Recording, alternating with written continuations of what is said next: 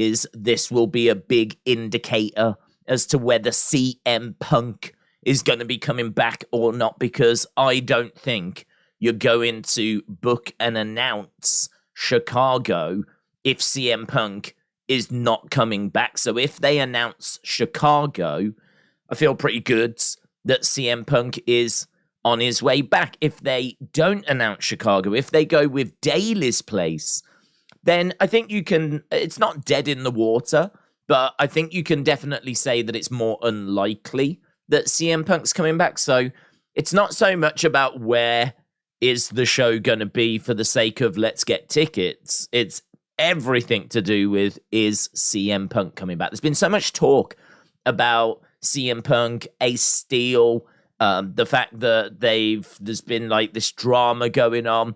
I am very much of the camp that I think that this is either fake or being blown out of proportion, right? I'm very much of that camp.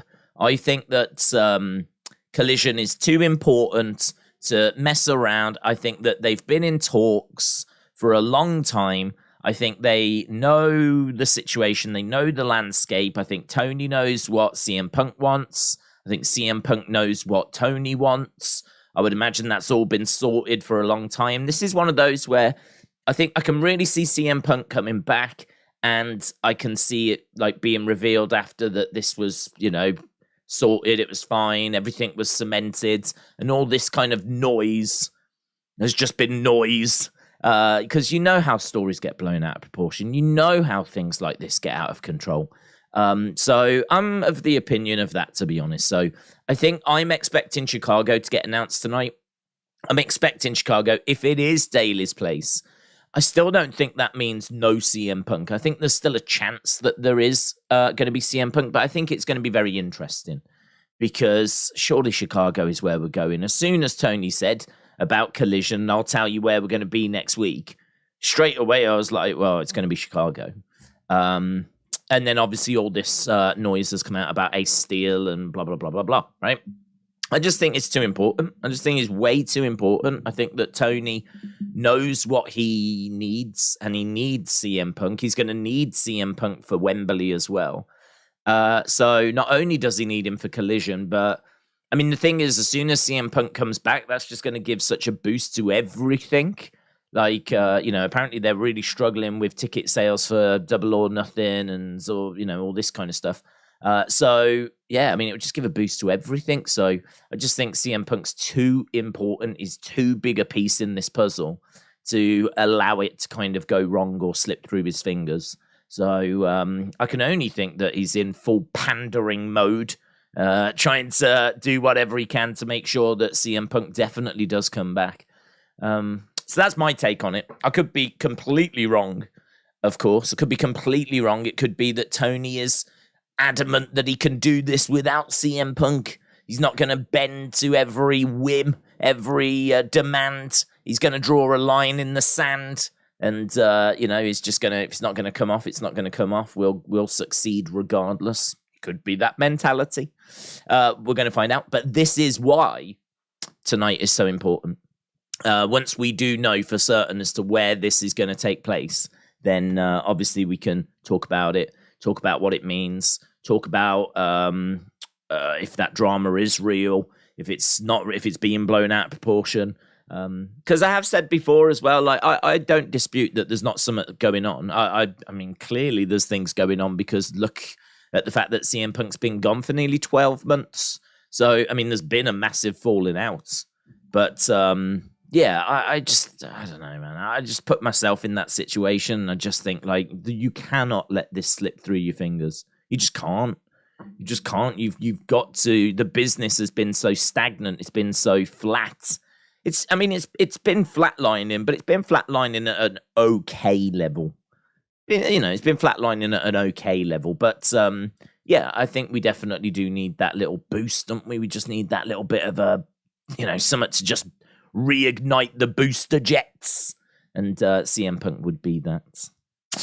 LS Dub, shout out to you. Bud said, what's up, everyone? Huge. And you know that it is huge as well, because and I really appreciate this, what LS Dub has done there is he has written the word huge in capital letters. So there can be no doubt whatsoever that he really does mean what he's saying right now. So what's up, everyone? Full stop, right? He wants you to move on from that. He said it, acknowledge it, but then move on to the next part of his statement. Would I have liked to have seen a change in paragraph there? I think I would, to be honest. I think that it would have flowed a little nicer, where I could have read, what's up, everyone? I could have got that out my system, gone to a different paragraph, and then took on board the next part of the statement. But the next part of the statement is probably key. Huge, in capital letters, weekend coming up. That's it. It doesn't even say if LSW is excited or not. He doesn't want to sway your opinion. He just wants to let you know that a huge weekend is coming up, and then just put it out there, see what the result is going to be. Could have softened it with, I'm so excited. Could have softened it with, I hope everyone has a good time. Could have softened it with, like, huge weekend coming up. So excited for the streams. Could have done anything like that, but just went huge weekend coming up. And actually, I've presumed that it's about wrestling. That might not even be about wrestling. It might be that LSW is having a giant bender, going on a drug-fueled, because we all know LSW. He could be going on a massive drug-fueled bender this weekend. And that could actually be his way of letting us know he has got a huge weekend coming up. He is going to go to Amsterdam. He is going to go to the red light district. He is going to fill every vein he's got with illegal substances. He's going large with the lad. He has got a huge weekend coming up this weekend. So I presumed it was about wrestling. It might not even be about wrestling. But it just so happens that there is a huge weekend for wrestling as well. So LSW, appreciate the comment, my friend. And I hope you enjoy Amsterdam. Daniel said, going off of all the reports in the last 24 hours and today, it looks like the backup plan of Daily Place won't matter. It looks like it'll be Chicago announced tonight for the first show of Collision. Hasib said, did you hear that there will be WWE talent cuts before July 1st? Yeah, I don't know where that's come from, to be honest. I've seen, I got sent a little thing from like Cultaholic, like a graphic on Twitter that said that. So I don't know where the report was that it came from. But to be honest, I can't say I'm too surprised. I have been I was expecting it before the draft. And the reason for that was because like we brought up a lot of people. I mean, we brought up a significant number. I think it might even have hit double digits. Actually, if you look at Odyssey Jones and you look at Alba Fire, Isla Dawn, you look at Zoe Stark, you look at Indy Hartwell, you look at Von Wagner, you look at Zion Quinn, you look at Indashir. Like honestly, you go down a bit of a list. And it's a decent looking list now. That wasn't the smallest of rosters anyway, right? You then inject all this fresh NXT talent. And you probably are looking at it going, you can't just keep pumping new people in. You probably do have to let some people go.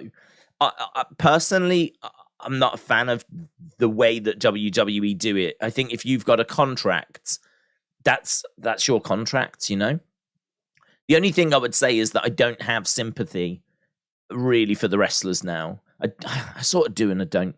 I do have sympathy because if you get given a contract, that contract should be honored. Like that's the top rule. That's the headline. Yeah. If you get given a contract for 5 years, here's the money we're going to pay you. That's it. Like you are entering into a deal. Like at that point, the company is saying, we've got the money. We're going to pay you this much money for 5 years. Bish, bash, bosh, right? Whatever happens after that, who knows? But for this 5 years, here's your contract. This is what you're doing for the next 5 years. And then you can buy a house and you can plan your life and all of that stuff, right? The idea that WWE can then turn around and go, budget cuts. Oh, sorry. Sucks. Really sucks. Because we all know budget cuts is a load of nonsense, right? We all know budget cuts is budget cuts is clever because I think legally it doesn't really allow for the person that gets cut to like sue, because if it's budget cuts, what can you do? We were having to downscale, we were having to downsize, and so it makes it a lot difficult for like wrongful dismissal and all that kind of stuff, because the company's hands are tied. We've had to reduce the budget.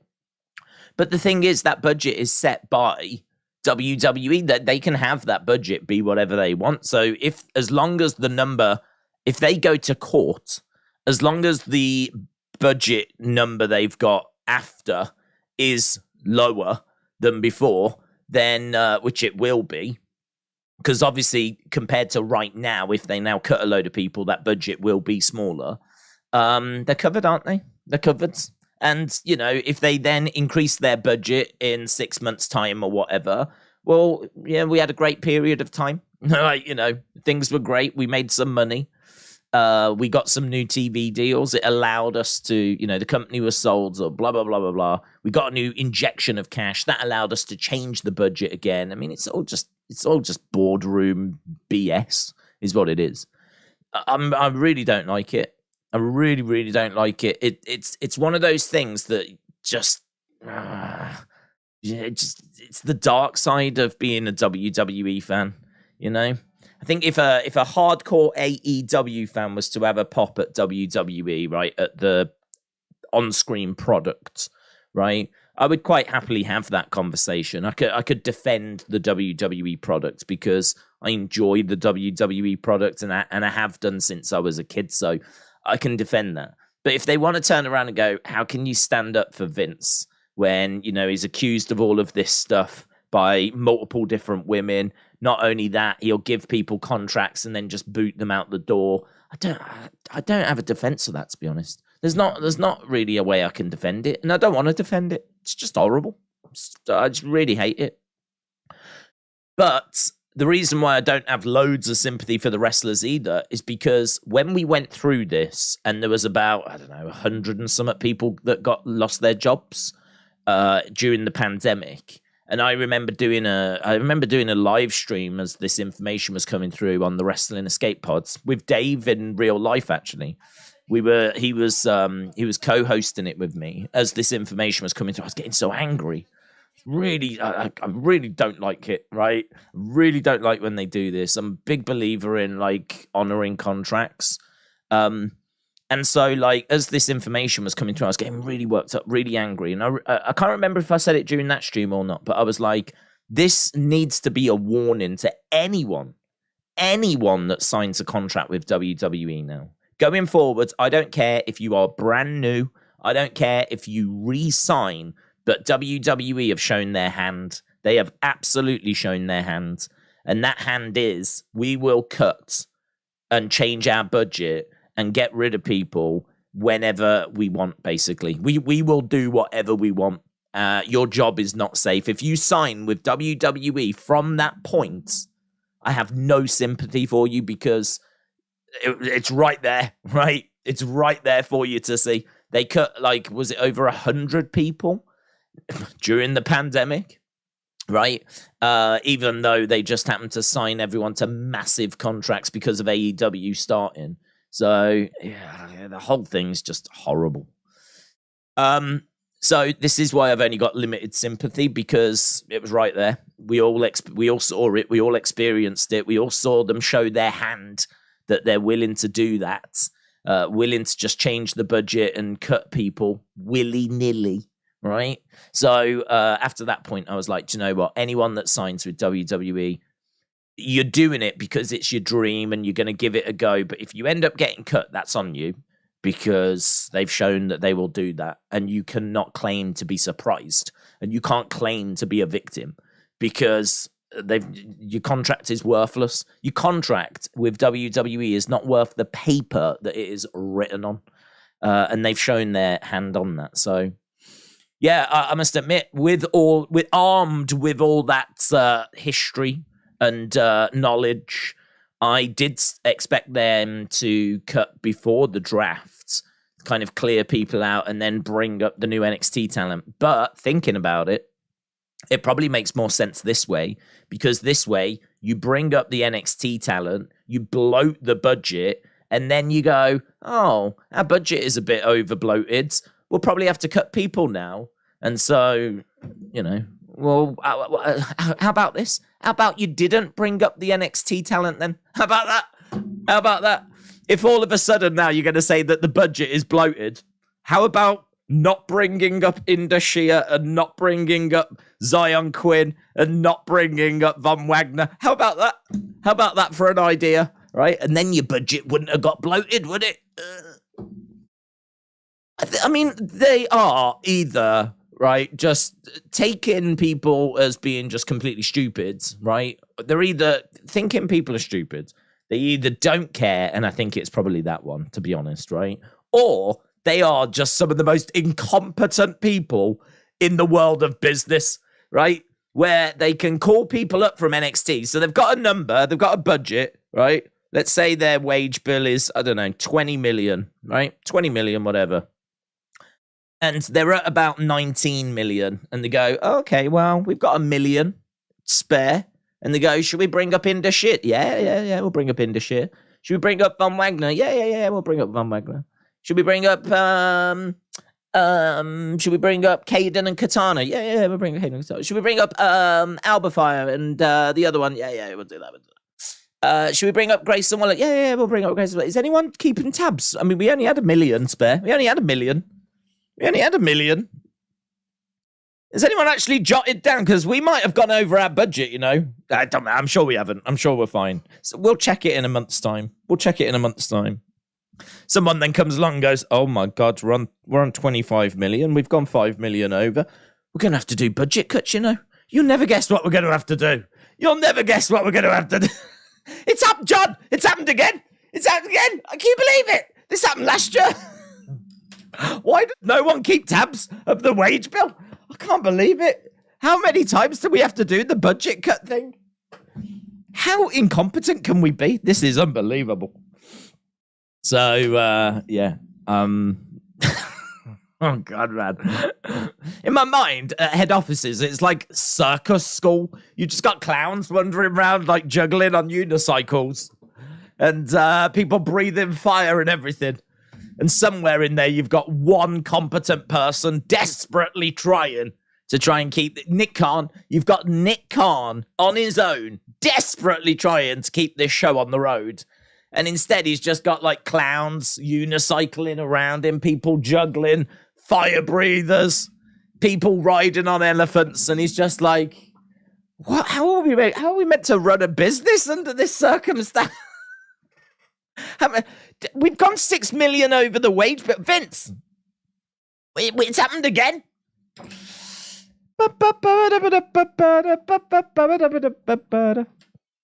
Yeah. God bless. Days sparking that Ricky Sparks. Love it. Thoughts on Rush's performance with JB last week? Many said he should have been fired. Did you see that sausage grab? Speaking of which, R.I.P. Elizabeth. Thank you. I don't think he. To be honest, I mean, I'd need to rewatch it. Because I don't know, and I don't know if others know how the match was meant to go. I don't know how the match was produced. I mean, what I would say is it was a beatdown, right? I mean, it was Roosh going all over Jungle Boy. Now, I have no idea if they said that it should have been booked that way. Watching it at the time, I thought it was. Watching it at the time, I was just under the impression that they had decided to... Because I'm right in saying I think Jungle Boy ended up getting the win. So in my mind, as I was watching it last week, I was just of the opinion that they were making it a close competitive fight because Roosh is a great talent. He's a credible name. Is someone that does resonate with the fans. And Jungle Boy obviously needs the win because he's going into that big main event match that's coming up. but they just wanted to make sure that Roosh looked good. And, people go, damn, man, he pushed Jungle Boy to his absolute limit type situation. That's how I read the match. The case of like Roosh just being given as much as you can give him, but ultimately, sorry, you've got to take the L because Jungle Boy is going to go on to the main event of Double or Nothing. So I took it. I was watching it and took it that way, so I didn't think much of it. But then people afterwards were saying that Roosh had gone into business for himself. Now I don't quite know where that's come from. I don't quite know how people have reached that conclusion, because I have no idea what the producers said about the match. I have no idea how that match was meant to go. I don't know if someone has I don't know if Jungle Boy made some comments, or if Roosh has made some comments, or the producer has made some comments. I'm not aware of any comments. I'm not aware of anything being said. It was fairly rough in places, definitely. And I could understand that it's maybe not meant to have been quite as rough as what it was. I could understand part of the match was like, give Roosh, make Roosh look as good as you can, because ultimately Jungle Boy is going to get the dub. And I don't know, maybe there was a bit of frustration in there. Equally, I wouldn't be that surprised if they did it kind of that rough so that they got people talking as well. And they did it so that, again, it was something that, because I think they wanted people talking about Roosh. So I don't know. I don't know. To me, it's not really a story, because until I find out that he went into business on his own, or until I find out that things did actually go too far, it's just speculation. It's I could have missed something, but it could just be that that's how they wanted it to go. Right, let's go down. Eric, shout out to you, my friend. I hope you are well. Hope you have a good weekend. Anna, hello, Anna. I have missed some of Anna's recent super chats, so pleased that I got there. Got there for this one, Anna. God bless you. I hope you're well. Sending my love to the West Midlands, even though I'm technically in the West Midlands as well. Anna said, of course, LS Dub has got a big weekend coming up. He's got 2 crosswords left. Oh, right. Of course. I forgot. Yeah. Of course, it's May. It's getting to the end of May, isn't it? End of May, early June. We do tend to lose LS Dub at this point because he just hammers the crosswords. I think he is the under 14 crossword champion of his state. I'd have to double check that. But I'm pretty sure he is the state champion, the under 14 state champion at crosswords. Yeah. Oh my god. It might actually be one of the regional competitions this weekend as well. Okay. So 2 crosswords left to finish. He's got a book and a whole liter of Tizer. The boy is busy. Oh, and he's got to reorganize his Filofax. So, yeah. Okay, that makes more sense now, Anna. Thank you. Anna, obviously, long-time supporter of the channel, as is LSW. So, if anyone's going to know what LSW's up to this weekend, it will be Anna. Anna's not one of those girls that works in the red light district, at least not that I'm aware of, right? I don't want anyone, claiming that Anna, works in Amsterdam red light district and now she's piping up because that's not what's going on here. Anna just has known LS Dub for a long time, and I'd forgotten about the crossword thing. And a whole liter of Tizer as well. I reckon I've probably had a liter of Tizer in my life. I don't think I've ever had. I can't even remember drinking Tizer, but I probably had it if I went round a friend's house. But in fact, I want to Google exactly what it is. In my mind, it's like an orange-flavoured sort of drink. Hang on, let's have a look. Tizer. Here we go. It's red-coloured, citrus-flavoured, sold in the United Kingdom. It comes from Tizer the Appetizer, and it was launched in 1924 by Fred and Tom. Oh, lovely. It's the offspring of Vimto and Iron Brew. What does it taste like? We have never had Tizer in our house. We have never, ever. I have never seen a can of Tizer in our house. Ever. But have I had it when I've gone round a friend's house when I was young? I mean, I'm familiar with the drink, but I couldn't tell you what it tastes like. Apparently, it's a mix of citrus and red fruits with a zingy, refreshing bite. I want to get some now. I might change the channel. I might change the channel to Tizer Days, where I literally just go around sampling different Tizers, trying to find old memorabilia for Tizer, and really digging into the brand. So yeah.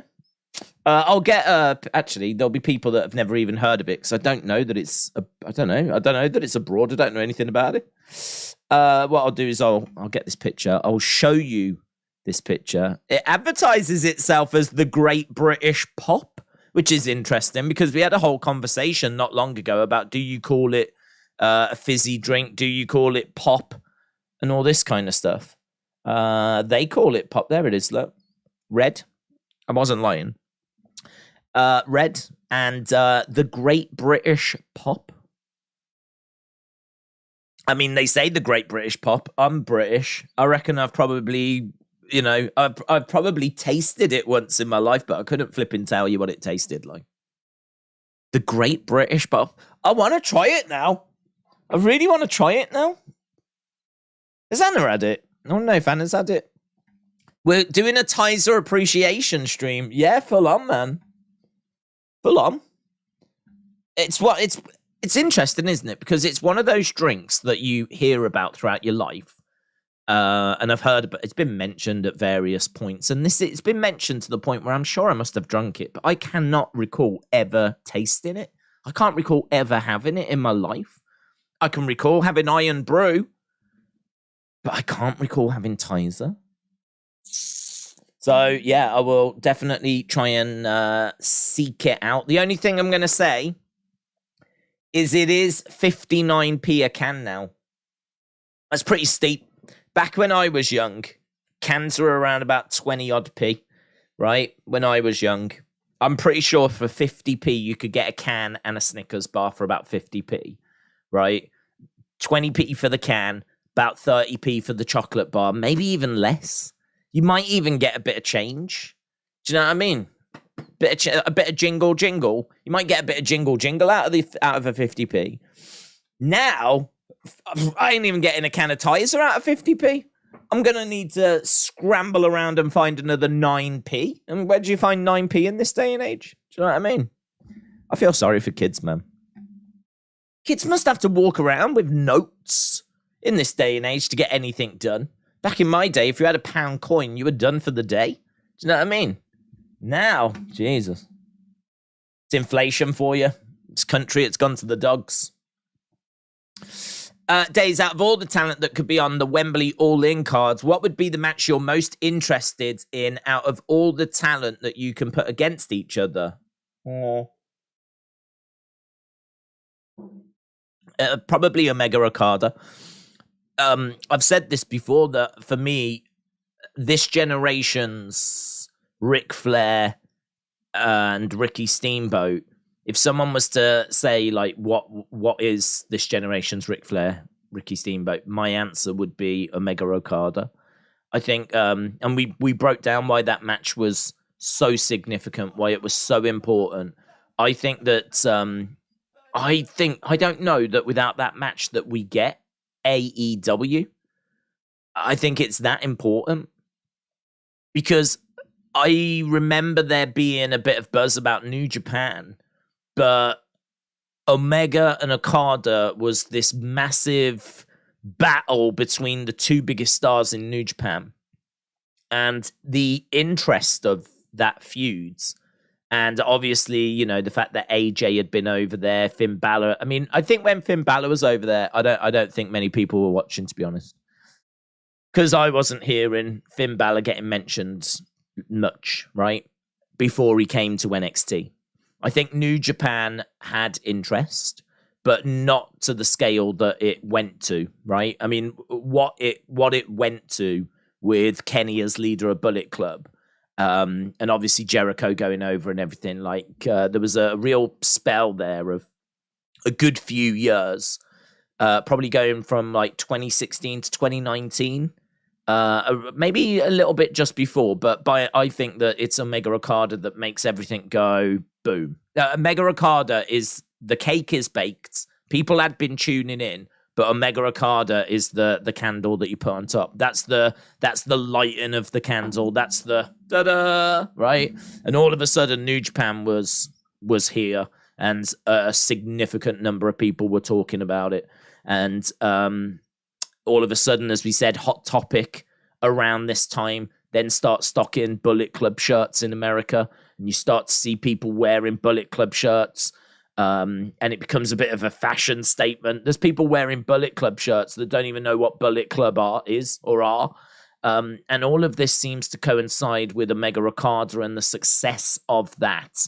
And don't forget as well, I mean, Meltzer, I forget what he scored that first one, but I remember it being a big score, and I remember it being a massive talking point. Like, I don't know if that first one did 5.5, but I think it like broke the rating scale. And so all of a sudden then the whole wrestling online community were talking about, you know, did you see the match? The rating scale got broken, and it was a thing. It was, everyone was talking about it. It was, you know, all of a sudden Japan was here, New Japan was here, and it was very much conversation. And I really do, and maybe, you know, slightly incorrectly, but I do attribute that to Omega Okada. That for me is what really took it to a just completely different level. And the match as well, you can sit down, you can watch it. The psychology in it is really good. To be honest, I haven't seen it in years. So it's one of those that I might go back and watch it now, and it might not have stood the test of time, but certainly at the time you do go, wow. Like, wow. It's so impressive. The psychology, the selling, the various move sets that they're using. The fact that he keeps going for the one winged, doesn't get it. You're wondering what will happen if he finally gets the one winged angel. You know, would Okada kick out if he gets the one winged angel? You know, we're waiting for the Rainmaker as well. What's going to happen when Okada hits the Rainmaker? It just felt like a happening. It just felt like a thing. And I'm not even a massive New Japan fan. I mean, I'll watch Wrestle Kingdom each year. I'll keep an eye throughout the year to see what's happening. I might even watch the odd little bit like Dominion or a bit of the G1. But to be honest, outside of that, I don't interact with New Japan. And I was hooked. I was like fully on boards. And so for me, like, that was obviously match one. We obviously had a few more matches that followed. It's a trilogy. They might have even faced more than that. I'm not sure, but I certainly know the original trilogy and how amazing those matches were and how important they were. I just don't think there's anything that you could book that would be, for me, as significant as that. That would be enough to really make me consider to go to Wembley to watch it. I wouldn't, but because of streaming, but that would be one I would be really gutted at not seeing in person. I would love to see Omega Okada in person. I don't think we get the match, right? This isn't about, is that the match we're going to get? But I just think that if you was to go back to the late 80s and have the opportunity to see Ric Flair against Ricky Steamboat, I'm sure you would do it all day, every day, twice on a Sunday. Obviously not LSW because he'd be doing his crosswords, but most people would take the opportunity to go and see that match. And I think if there's a way that we can revisit it, if there's a way that a stadium of near, I don't know what it's going to be, 80,000 by the time we actually get to the show, right? 80,000 people can show their appreciation for both of those guys, can watch and enjoy like what will probably be the final encounter between them. And for 80,000 kind of, I mean, think about what Okada's done in New Japan. I mean, Okada is in, like, for me, Okada goes onto their Mount Rushmore in New Japan, right? I think he's that important. Okada is just one of the greatest wrestlers, maybe the greatest wrestler of our generation, of this generation. If you have to put a name on the boards as this is the guy from the 2010s going into the 2020s, who is the greatest wrestler, I think if you come to the table with the name Okada, I think you're well in the conversation. I'm not going to say you're going to win the debate, because someone will come with Bryan Danielson. Someone might come with, I don't know, Seth Rollins, Will Ospreay. I don't know. But to be honest, for me, I would really be listening to the Okada conversation. I'd be really listening to the Okada conversation. And then you've got Kenny, and think about everything that Kenny's done. Kenny, kind of struggled to really get over in America, went over to Japan and just blew up, man. Just absolutely blew up. Got himself as leader of Bullet Club, got himself into main events, won the IWGP Heavyweight Championship, loved by the Japanese fans.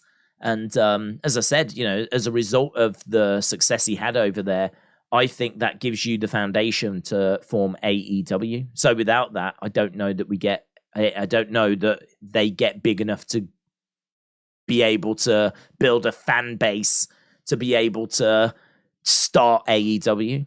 I don't think you could start AEW with just Chris Jericho and Cody. I feel like you need Hangman, the Young Bucks, Kenny Omega. Well, in order for them to have the star power that they've got, they needed to get people's attention whilst they were in New Japan. And Okada, Omega is one of the biggest reasons that they got attention when they were in New Japan. So, yeah, for me, that match is massive.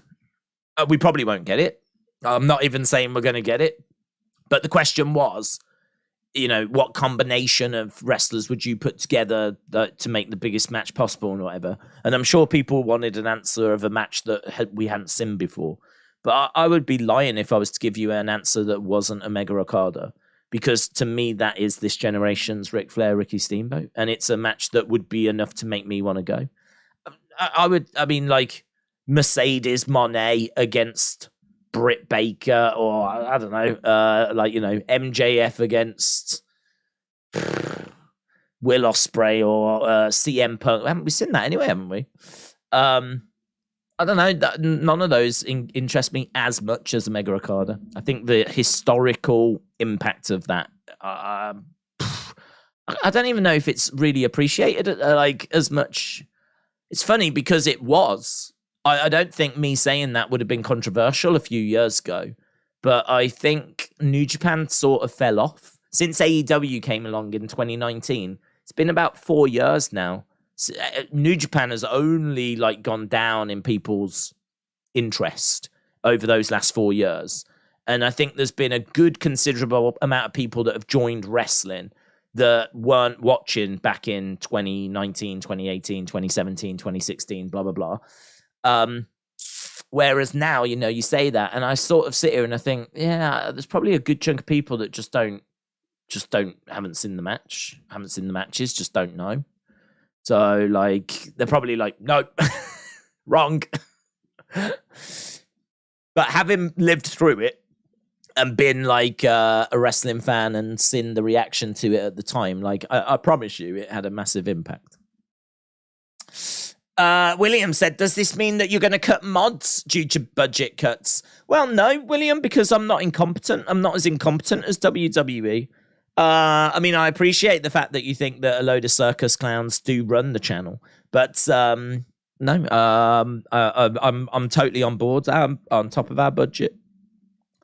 If Vince and the higher ups at WWE were running the channel, I'm fairly confident we probably either would have been shut down by now, or if there was any budget cuts on the channel, we would really be in trouble because I do everything. So.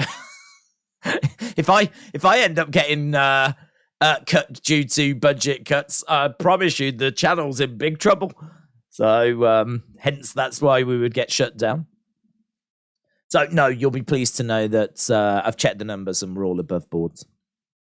LA Dortnight said, Days, to be fair, why doesn't AEW just loan out 5 of their top stars to AEW for the UK event for 10 million for one night, losses covered? Why doesn't AEW loan out their top stars to AEW? Do you mean New Japan? Why don't New Japan loan out their top stars to AEW? Or did you mean AEW loan out to AEW? Because I love not making sense sometimes, but even that has blown my mind. So, LA Dortnight, shout out to you. Wrestle Andy said, do you think we'll get something special for AEW's 5th anniversary? I think they could do a Hall of Fame. Listen, if they do a Hall of Fame, and I said this years ago that they should, the very first name that goes in is such a no-brainer. It's Brody Lee. Brody Lee has to be the first name that goes into an AEW Hall of Fame. And I think if they were to do that, I think that would be awesome. I think that would be really, really cool. You might look at a company that's only been around for 5 years and be like, Hall of Fame. But to be honest, there's some names that I think deserve to go into a Hall of Fame. What they've contributed is Hall of Fame worthy within this period, because this period is arguably the most important periods, or certainly the first couple of years were the most important. Where we are right now doesn't feel as important. But obviously, if the company had just completely bombed, if the ratings had bombed, if the pandemic had really gone the wrong way in the sense of, like the pandemic hit and they couldn't weather that storm, and, we might not have AEW. Like, there are plenty of multiple universes where AEW is not around. And so they weathered those storms. And I think that they got through their teething troubles, the early stages, the pandemic. I mean, like, they started in late 2019. By early 2020, the world's going into a lockdown. Now, you can say it's a blessing or a curse. You can make an argument for both. But either way, that was still choppy waters that had to be negotiated. So definitely look at some names like... I don't know. I mean, to be honest, do you put Cody in? I feel like you probably do. He was an executive vice president, and he was very important, big star in those first couple of years. I think his match with Dustin is maybe regarded as the very first incredible, mind-blowing match that the company ever put on. Because I believe it was at the first event, wasn't it? Cody against his brother. And Dustin was like going to retire and, all that. And it was very emotional. And it was a great match as well. It was a really, really great match. So, I don't know. I feel like Cody going might put a bit of a bad taste in people's mouths. But his contribution, certainly during the pandemic, and what with being an executive vice president and everything, I think you could make an argument that he deserves to go into a Hall of Fame. Certainly Brody goes in. No doubt about that. Jericho is a no-brainer. Bucks are going to be a no-brainer. Kenny's going to be a no-brainer. I think I might be tempted to just put in Brody on his own for the first year, because there's no rush, is there? There's no rush. And if you think WWE, it mirrors the WWE one, because they only put Andre in on his own in 93. And then I think I'm right in saying you get your first proper class in 94, where we get like a few people that go in, but it's only Andre on his own in 93. And so you could just have Brody go in on his own. We're going to start a Hall of Fame. We're going to put in people every year that we feel of, Hall of Fame worthy. We know that we're still a young company, and there'll be plenty of pushback on that. You'd have so many people going, they've only been around since 2019. You're starting a Hall of Fame. But I really don't mind it. Because I don't think anyone would argue Brody Lee going into a Hall of Fame. And I don't think anyone would argue Jericho's contribution to AEW. I don't think anyone would argue the Bucks going in. There might be some that argue Cody. I don't think you would argue Kenny Omega. Orange Cassidy has been ever present since the start. And I've got to think at some point he'll go into a Hall of Fame if they have one that's up and running. But there's no need to put him in yet. To be honest, though, I mean, like 5-6 years is significant chunk of time, in all fairness. 5-6 years. I mean, if you think that Hulkamania started in 1984, it did start before that, but in WWE it started in 1984. So if you think Hulkamania starts in 84 in WWE, add 6 years onto that, that'll take you to 1990. That's Hogan against Ultimate Warrior. Well, really, I would argue the chunk of Hulkamania is done by that point, because what comes after that? I mean, he has his feud with Sergeant Slaughter, which didn't go down well. And by the time you get to WrestleMania 8, he's getting very, very mixed reactions. And actually, WrestleMania 9 is where he had come back, having gone away from the steroid trials, came back, had a little run, and then he was gone, wasn't he? Because in 94, he goes to WCW. And as me at that point is dead. I didn't watch him in WCW. So I would make the argument that Hulkamania, the bulk of it, was done in like a 6-year period. You could stretch it to 7, but I think, as I said, by the time you get to WrestleMania 8, he's getting mixed reactions in WWE. So yeah, it's still a good chunk of time. Still a good chunk of time that period. So I wouldn't be against that. I wouldn't be against that at all. I'm probably behind on some super chats here. We've only got 10 minutes to go. I do want to try and get to as many comments as possible. It's probably going to mean that I'm going to need to shut up a little bit. Mitchell said, fun question. Since it looks like no titles will change hands at Night of Champions, if you were to predict a title change, what would it be? Mine would be Bianca's, says Mitchell. Don't think Intercontinental will change hands. I think there's a chance, very small chance, that the tag titles might. I think there's a chance that Bianca's could. The reason why I say the tag titles is because, as I've said before, I don't think that Sammy and Kevin are going to be together for a long time. I also think that Roman having all the belts from a visual point of view looks quite good. I also think it's a great way to drive a wedge further in the bloodline, because the Usos' only responsibility is to bring the tag title success to the bloodline, and now Roman's had to go out and do that himself. So it's just not a good look, is it, for the Usos? So I think there's definitely reasons and upside as to why you could change those titles. I don't think they will. In my official predictions, I went with Sammy and Kevin. But I think there's a chance that they could. I certainly don't think it's 100% nailed on. That's it, done and dusted. But there's a chance there. There's a chance on the Bianca one. And I'm trying to think who else. Apparently, we've got Rhea against Natalya. Clearly, Rhea's winning that. Gunther against Mustafa Ali. I think it's, we've only got Mustafa Ali in that role because it's in Saudi Arabia. So I feel pretty good that that's just going to be another win for Gunther. We spoke about... There's no US title on there, is there? Because that's on Friday. That's it. Yeah. So, yeah, I'd agree. Either Bianca or the tag titles. You won't be able to get a straw for 50p, said Inside Out and again. I know, it's joking it. I feel your 50p days, said AB Jobson.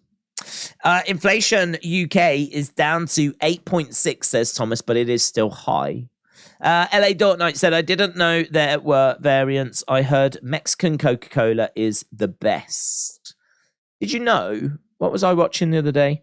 Coca-Cola in the bottle is better than out of a can, because apparently it is made slightly differently. It's not the same product as the one that goes in a can.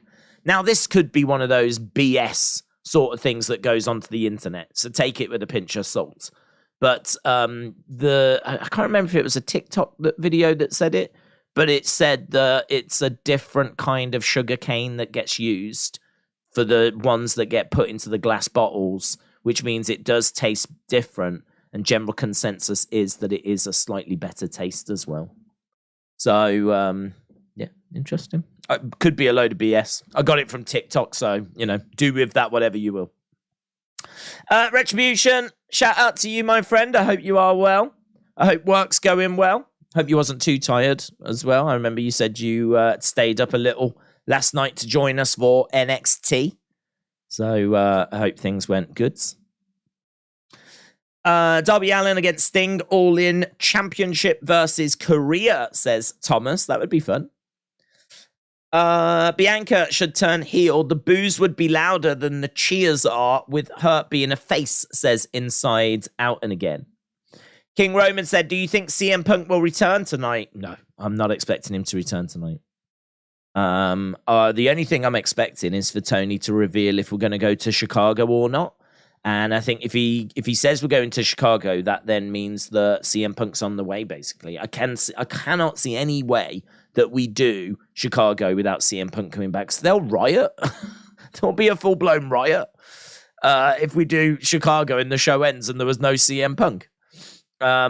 So, yeah, if he says that we're going to Chicago, that to me is pretty much him saying that he's got CM Punk, but I'm not expecting CM Punk tonight. Calio said tag titles could go either way, but I see Usos walking away from the bloodline in any scenario. They could cost Roman and Solo at Night of Champions, or Usos become jealous of the success leading to a match. Daniel said, you excited for Omega Ospreay at Forbidden Door? Ospreay is facing Lance Archer, with the winner facing Kenny at Forbidden Door for the IWGP US title, with both saying they held back after their first match. Am I excited for Ospreay Omega? I mean, I would watch it. Yeah, sure. I can't say that I'm like, super hyped. There's bad blood there, which I like. It feels genuine, which I like. Ospreay is regarded as the best wrestler in the world, or certainly one of them right now, which I like. Kenny singles matches. I mean, I've said it for the longest time. I think we have wasted Kenny. I think him being in like trios with the Bucks, anything that isn't a Kenny Omega singles match is a waste of time to me, because he is one of the best singles wrestlers in the world. I've just been swooning about his matches that he had with Okada. I know it's not to everybody's taste. I understand that he can do a lot of the finger pointing and all the stuff that winds people up, but he's good. He's got an excellent moveset. He's a good seller. He has good competitive matches. The psychology of those matches, I do agree with Dave. Dave Meltzer puts a lot of praise on the psychology. I do agree. I mean, I think back, I keep going back to it, but there was a lot about what will happen if he hits the one-winged, and they kept going for it and he couldn't quite get it. And then, like, you know, what was going to happen if the Rainmaker was going to hit. And they did an excellent job over in New Japan of, like, really building up some key little moments. And honestly, when he hits that one-winged angel, because he does get it at one point, he doesn't get it. I don't think he gets it in the first match, and I can't remember if he gets it in the second, but he does hit it in one of the 3 matches. And that moment when he finally, after trying so many times, finally hits the one-winged angel, you do just find yourself going, everything just stops. Because it's like, this is what we'd been waiting for. And this is where I struggle with when you see matches that are just move. Because what are you waiting for? What move is it that's going to put the other person away? When you see every move getting done, and it's not resulting in the end of the match. Normally, the match ends like, just like quite flat, because for me anyway, because they've done this, they've done that, they've done this, they've done that. And it's just like move. There's not much in the way of selling. The match just sort of ends. I can't say that the move that does finish the match is any more spectacular than the 50 moves that preceded it. And I think back to like Kenny and Okada, where you're waiting for that one winged angel to hit, and he finally hits it. And it's one of those where you go, what's going to happen? What's going to happen? And I'm not even going to tell you what happened, because if you haven't seen it, you should definitely find those matches, because they are goated. They are so, so good. And they're long as well. I think they wrestle for like an hour. And like, it's one of those where you think, an hour? I don't want to watch an hour-long wrestling match, but we've just seen an excellent example of an hour-long match between MJF and Bryan Danielson, which it was excellent. I mean, I don't know that I can agree that it was 5 stars, but it was an excellent encounter between the two of them, and that was this year. And people, I mean, didn't Meltzer give it like 5.5 or something? And there was universal praise. People absolutely loved it. And that was this year. So the idea that current wrestling fans aren't able to watch an hour-long match, I think that's doing current wrestling fans a bit of a disservice, because they did watch that and they seemingly enjoyed it. And I can tell you that Omega Okada is the same. Hulk Hogan made his wrestling debut in 1977, says A.B. Jobson. Eddie Graham booked him against Brian Blair in Fort Myers in CWF. Eventually, Hogan donned a mask and assumed the Super Destroyer gimmick. That's interesting. Do you know, I would actually, it's probably out there, I've seen documentaries on Hogan, and I'm aware that he was a bodybuilder who got brought into Florida, eventually found his way to WWF, didn't work out first time. He was a heel, ended up going to AWA, and then got over. Vince took the company, knew that he wanted Hogan, brought Hogan back. Hogan very quickly wins the title in 84 from the Iron Sheik. I know that. But the little details and whatever, little bits like that, like I couldn't tell you that Brian Blair was his first opponent. Little bits like that, that'd be kind of interesting. I'd be interested to find out a little bit of that kind of 70s Hogan a bit more, find out a bit more about that. So I feel like 80s Hogan is very well documented. 70s Hogan, not so much. It probably is, but you've just got to look for it. I wonder if there's like a really great Hogan audiobook. I might look for that.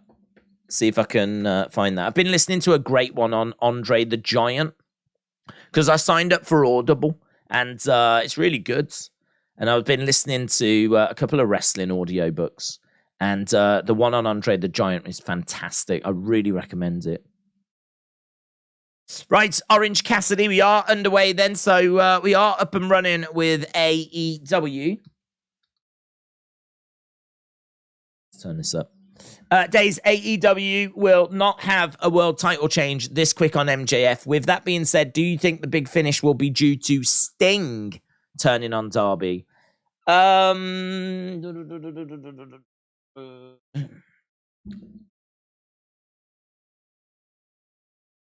know. Are we gonna? I don't know.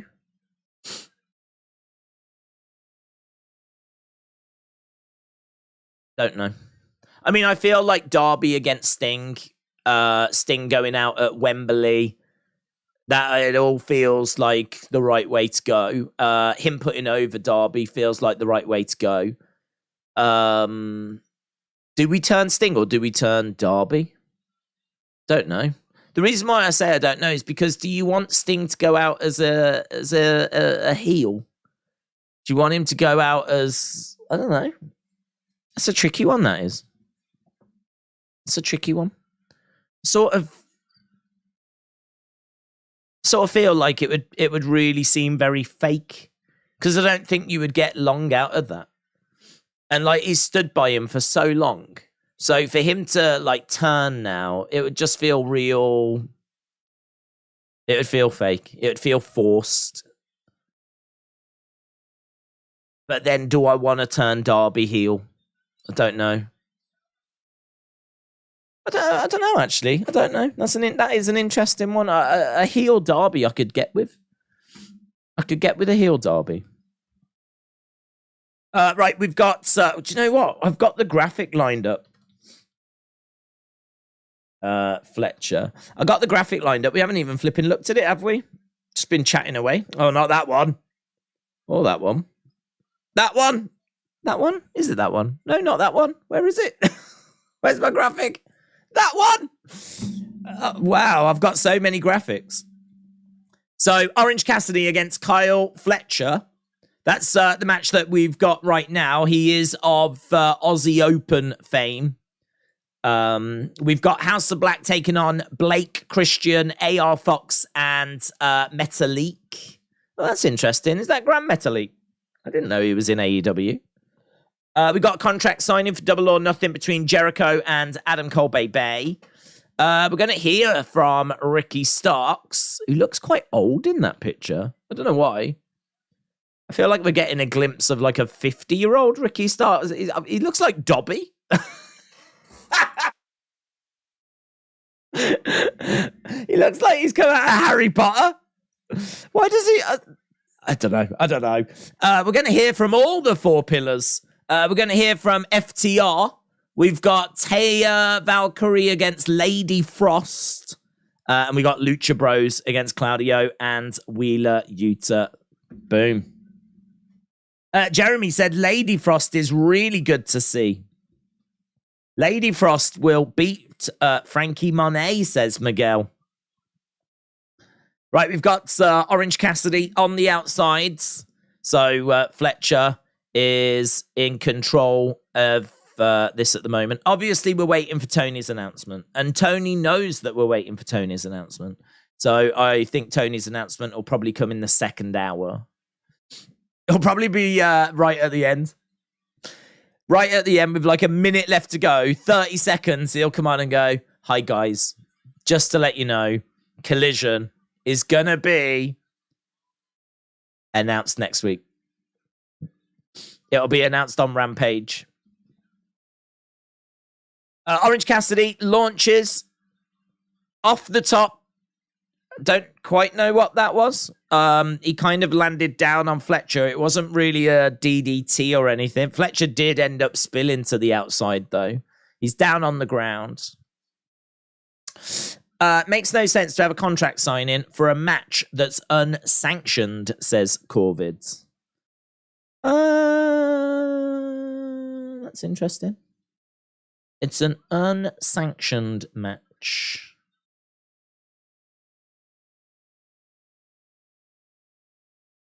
You would still have to sign something to say it was unsanctioned, wouldn't you? Wouldn't you have to sign something to say that they're not liable? You could definitely make the argument, well, just because they are AEW superstars that are performing on an AEW show. So I do agree, but then I do think, well, they're AEW superstars performing on an AEW show, so should they sign something that says AEW is not responsible? Dropkick by Orange Cassidy. That's one that can be hotly debated. Dropkick, Fletcher goes down. Orange is going to win. Spoiler alert, said Tim. Spoiler alert. NH said it makes no sense having three guys the size of Tony Khan challenge him for the heavyweight title at a major pay-per-view. Brenton said, "Hey, Days." Hi, Brenton. Oh, it's gone. Oh. Well, at least I got to say hello, Brenton. Miguel said, "I think Orange Cassidy's brother, Isaiah Cassidy, will be a good tag team champion." That'd be nice. Imagine if they teamed up together as the Cassidys. Hey guys, we're the Cassidys. Isaiah and Orange. and David. Right, we've got standing vertical suplex here by Fletcher at the moment. Goes over to the... He's parading around with Orange Cassidy. He went over to the ropes. Now has gone over to the other side. Orange Cassidy's little legs. His little legs are going. Now they've stopped. He's still being held and then gets suplexed down. So Fletcher in control at the moment to kick out. Days Fight TV is currently doing all 4 pay-per-views for a £70 bundle. That's good. It's a good way of trying to hook you in. Is that a better deal? I don't know. I'm trying to work that out. How much do we normally pay? I can't remember. I can't remember how much they normally are. I mean, I feel like that's a saving, but I don't know how much it's a saving of. Are they normally 25, 20, 14? I don't know. Are they normally 14? They do 4 a year and we're actually getting overcharged. I don't know. Is Tizer only sold in the UK and not in the US, says Miguel. Well, thank you, Miguel. Thank you. Yeah, this is... I do act as the Tizer customer services. Tizer available. I mean, you'll probably get it from, like, you know, those weird UK shops that you have dotted around. A Taste of Britain or whatever they're called. Type places. You'll probably get it there. There's actually, that's funny because I've just put Tizer available in the USA right into Google. Very first result is Brits Are Us. Brits Are Us. BritsAreUs.com. $2.25 for a can. $2.25. What the flip? British and Irish food specialists based in America. Brits Are Us. I wish we had Toys R Us and Brits Are Us. I bet the queues, that's all you do. You just go in, there's just a massive queue. If you really want a British experience, just a massive queue. I want to know what else is at Brits R Us. What else we got? Frozen meats. What, do you not have frozen meats in America? Frozen meats? That's weird, isn't it? Oh, I could have a lot of fun on Brits R Us. I feel like this is a wrestling escape pod thing. Having a little browse around Brits R Us. What's on their homepage? They've got Skips, Tato. I've never tried Tato. That's an Irish thing. Not potato, but Tato. They're a form of crisps or chips, as you call them in America. Went for the Stun Dog Millionaire. Didn't get it. A tube of Smarties, $2.25. A Crunchy Bar, $1.95. $1.25 for a Curly Whirly? What kind of sick world is this? Oh my God, you can get pop vinyls of the Queen. Ah! God bless you, Mom. Gone but not forgotten. What better way to honour Her Majesty than by buying yourself a Curly Whirly and a pop vinyl of the Queen? Don't even know if they've got them in stock. 1, 2. Shoulder up by Fletcher. They've got... That looks flipping horrific. I'm going to show you this. This looks horrific. I don't think this is a nice, pleasant thing. I don't think this is like paying homage to the Queen. This is demented. Look at that. Flipping hell. Who made that and thought it was a good idea? Look at that. Look at that, man. It's like she's come back from the dead. And being asleep, waking up, and at the bottom of your bed, you've got the Queen looking like that with her eyes glowing away. You'd freak. You can't tell me you wouldn't freak. You would freak. Freak. But I'd also curtsy. I'd curtsy whilst I was freaking. For those prices, I'd ask them not to pull my hair and buy me dinner first. Maybe that's part of the deal. I don't know. Fletcher in the corner with Orange Cassidy. Shots raining down by Orange Cassidy.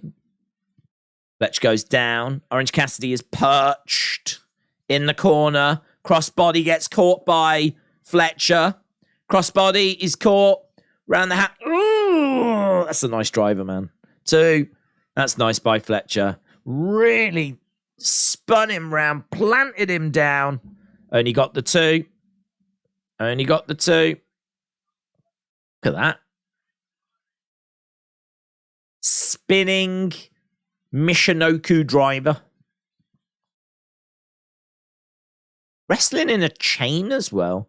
Don't see people wrestling in jewelry. Don't see people wrestling in chains. Is that... That would strike me as being a health and safety concern. Like, if you kind of, like, you know, it gets caught up or something. Over the top. Who does this guy think he is? Mr. T. Duck underneath by Orange Cassidy. Kick to the midsection by Fletcher. Fletcher going for a forearm strike. Cassidy goes down on his knees.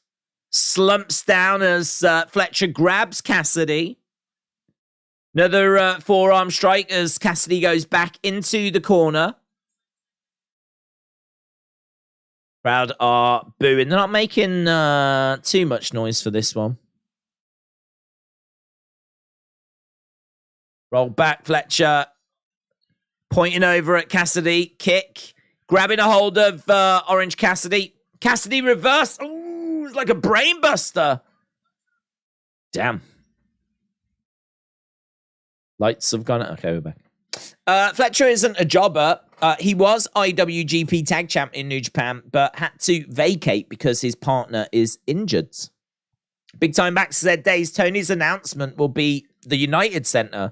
He'll make another announcement next week that we'll find out who will appear in the next announcement. Is that the rumor that it's going to be United Center then? Little soft strikes coming in. Dave's my favorite. 8 is LJN. A wrestling superstar is adorable Adrian Adonis. Do you have? Please show. I don't have. I don't have many LJNs. When I first got into wrestling was the early 90s, so I'd missed the LJN phase. And to be honest, they were not things that I would come in across at car boots.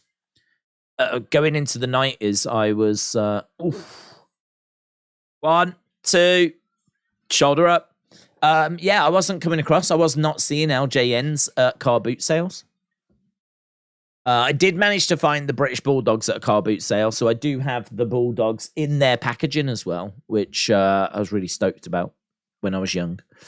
But and I found like the Iron Sheik. I do have an Iron Sheik. But to be honest, I mean, I've only got a few LJNs, and I've never got round to like collecting them either.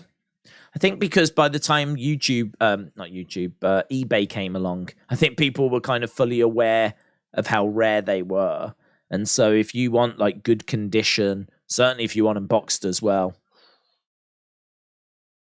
better have some dollar. But yeah, Adonis is it really interesting. I think I'm right in saying, I'm trying to think of an Adonis story. Adrian Adonis used to be like a biker, used to be had like a leather jacket. Oh, off the top, 1, 2, Fletcher with the cover as Orange Cassidy kicks out. Yeah, so Adrian Adonis used to be a biker, used to have a leather jacket. Then they changed his gimmick because Vince wanted Adrian Street. And Adrian Street was like a guy that acted quite feminine, right? Vince liked that gimmick and wanted that for WWE. The only problem was Adrian Street was getting on a bit. And so Vince took Adrian Adonis, took him out of his biker gimmick, and made him quite feminine. Adrian Adonis had a talk show called The Flower Shop, and would have like flowers, and I think wore pink and did his hair up, wore makeup, all that kind of stuff. And so he didn't need the leather jacket anymore. And so he gave that leather jacket to Rowdy Roddy Piper. And so Rowdy Roddy Piper started to wear the leather jacket, which was given to him by Adrian Adonis. Who got Roddy Piper's leather jacket? Ronda Rousey. So Ronda, I mean, it's probably not the same one, to be truthful, but Ronda is wearing, to a degree, Adrian Adonis's leather jacket. Whether it's the exact same one, it's probably not. But that's the lineage from Adrian Adonis to Roddy Piper to Ronda Rousey. That's probably the most interesting thing I know about Adrian Adonis, to be honest. But the figure, I've seen the LJ and it's cool. Different. I don't think... I think Jax might have made an Adrian Adonis, but Mattel have never made an Adrian Adonis. Orange Cassidy gets the win. Justin said, I got a job offer for a company that makes bike tires. They want me to be their spokesman. Yes. Yeah. Oh, this doesn't work. Don't work anymore. My sound effects are broken. I managed to squeeze out a woo last night or on Monday. Doesn't work anymore. Damn it. I was going to give you the round of applause. I like that. Right, here's Ricky Starks. So Orange Cassidy gets the win. 20 minutes. That opening match, you know.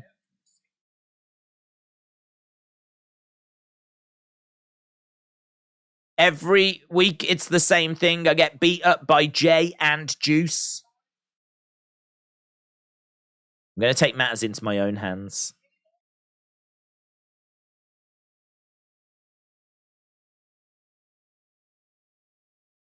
This Sunday, I am refocusing my energy.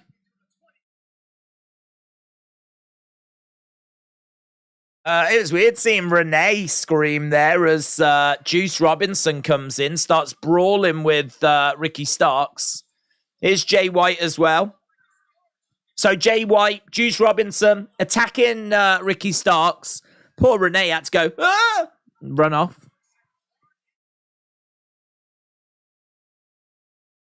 Bullet Club Golds.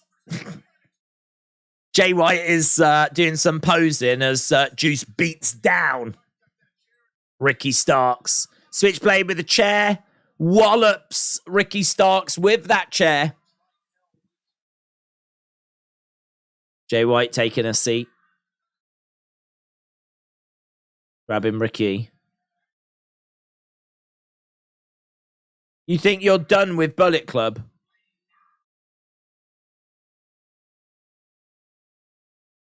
We're having too much fun making your life a living hell.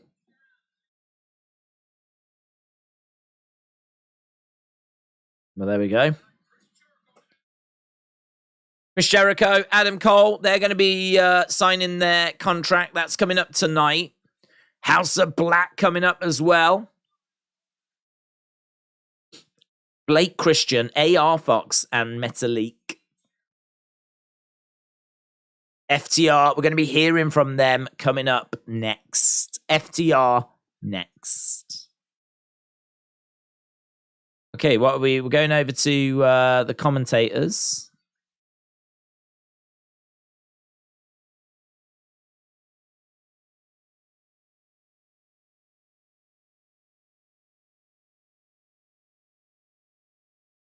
Something to do with DraftKings. Right. James said, people said Switchblade going to AEW where fans will know and appreciate you, and the crowds have been dead for him. Such a shame for an amazing talent, says James. Coach Co said, water is a vital substance for life on Earth. It is a transparent, odorless, and tasteless liquid that covers about 71% of the planet's surface. Water is essential for the survival of all living. I think that's, I wish I had like a breaking news thing. I think that is actually breaking news there from Coach Co. Defcon Eric said, New Japan, AEW, Impact, Bullet Club is all over the place. Will you see the big George Foreman film, says Defcon Eric. I won't go to the cinema to see it, but once it hits like streaming platforms, I will. Oh, I said I was talking yesterday on Wrestling Escape Pods. I was talking about a film. I made a slight mistake because I went to watch it last night and it wasn't on Amazon Prime. So I was talking about a film called The Immaculate Room. I don't know if you've heard of it, but again, I was on TikTok, loving TikTok at the moment. I was on TikTok and someone had done a video talking about this film and it sounded really interesting. The reviews are not very good though, to be honest. But it's about these two people that are in a white room and the whole room is white. The bed, white. The chair, white. The walls, white. The carpet, white. Everything's white. So, like, it's, I think, a bit of a sensory sort of, there's nothing to stimulate your mind. It's all just white. Even what the food that you get, it's not branded or anything. It just comes in white containers. There's a clock, a bathroom, that's it. And everything in the bathroom is white and the clock's white. So it's these two people, man and wife, I believe, husband and wife, struggling for money. If they can survive in this room for 50 days, they get fed. They ain't got to do anything, just got to stay in the room. If they can stay in this room for 50 days, I think they win $5 million. And the film focuses on what happens.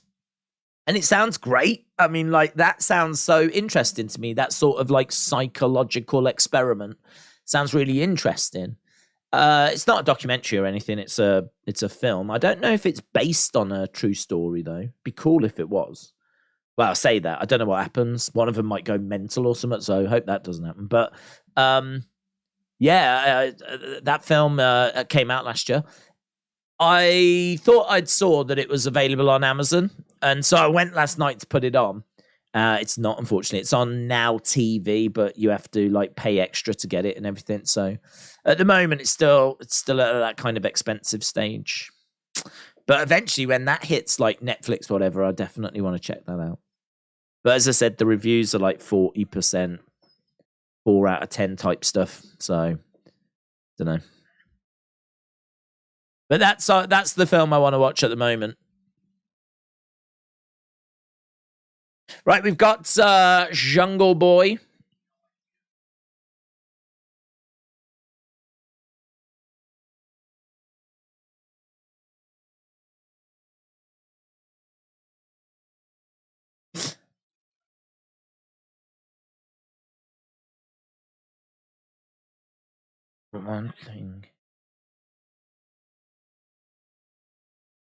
One thing is always the same, the feeling I get when I stand in the ring. That ring has let me be the man that I want to be, says Jungle Boy.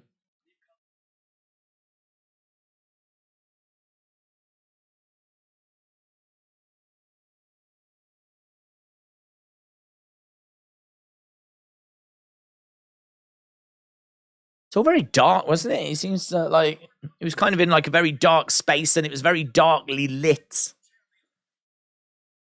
Hope he's doing all. I hope he's all right. I hope that young man's doing all right. Brendan said, I hope you're well. Given Tony's tendency to have others announce his announcements, it would be great for Punk to announce Collision in Chicago. Rumors are things are settled with Punk per PWI. I wouldn't have Punk announce it, to be honest, just because I think a large part of the appeal is seeing him and him being back. Because I think in Collision, it's not gonna. I don't think he'll have a match on that first episode. I think he'll probably just come out and cut a bit of a promo.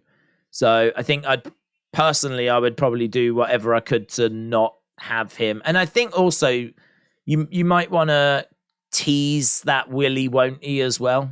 I mean, he will. Of course he will. But you could probably still just play on that a little bit. Willie, won't he? We're in Chicago. Of course he is. But to the casual fans, The casual fans, I mean, we're sat here going Chicago, CM Punk. But if you're someone that doesn't interact with like wrestling communities online, you're just sat at home on your own, not really thinking about things, not really going to that level of thought. You might think to yourself, you might still be thinking, oh, I hope CM Punk will be on that show. Right, FTR are in the ring. That's interesting, though, that apparently it's all sorted. As I said, I really think this thing has been blown out of proportion to get people talking. Right, FTR in the ring. Let's see what they've got to say. Sunday, Double or Nothing, your luck runs out.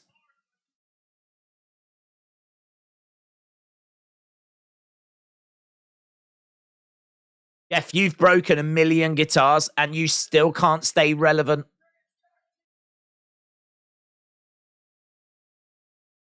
His microphone doesn't sound quite right, does it? I don't know what's up with his microphone.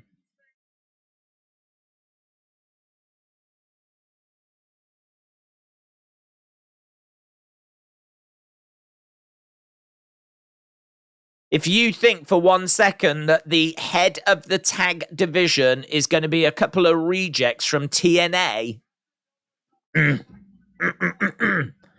no way, no way.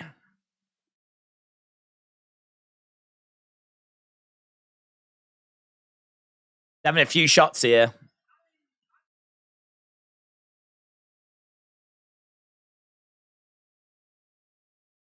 So a couple of shots being fired there by Dax. References Dixie Carter. Called Karen a B word. Here's Mark Briscoe making his way down. Everyone in TNA is a reject, said the Shaman's going to come and help FTR win the tag belt, says Salami.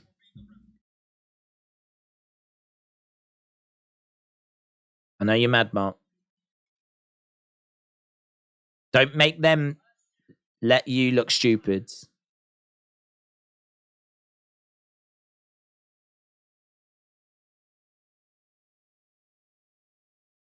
Last year we went to hell and back against you and your brother.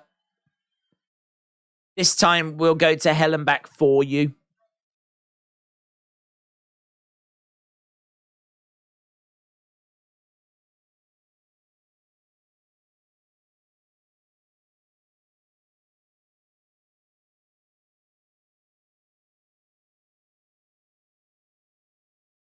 Dax apologizes to Briscoe. Briscoe doesn't accept. Dax says, shake my hand like a man. Well, oh, he slaps. He slaps Dax. Briscoe slaps Dax.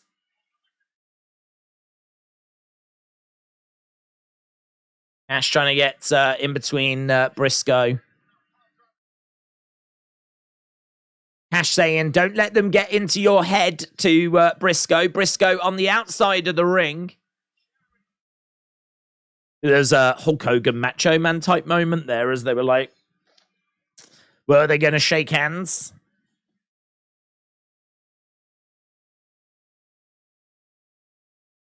Jeff Jarrett gets slapped. Jeff Jarrett gets slapped. He goes down. Jay is going to hug Mark.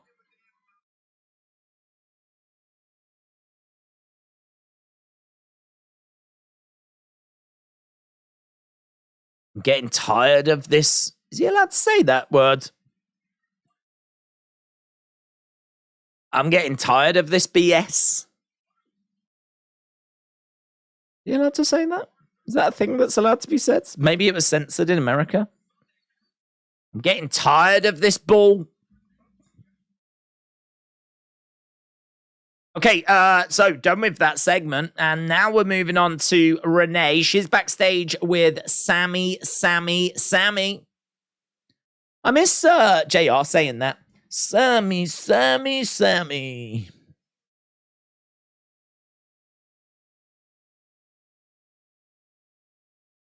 That was horrible, said Travis. Cannabot said, why am I silenced? You know? Jason said, I was hopeful it was dropping out of CM Punk between Tony only living on Punk made me dislike Punk. I don't hate AEW because of talent, and I used to love Punk, but not this version. I believe Bucks are insulted. Salami said, I don't know why the B word is so bad. It just means female dog. Matt Riddle tagged with 4 in NXT and meditated with them to win the tag belts, but that was NXT. I don't understand that last bit. Sammy is fired up.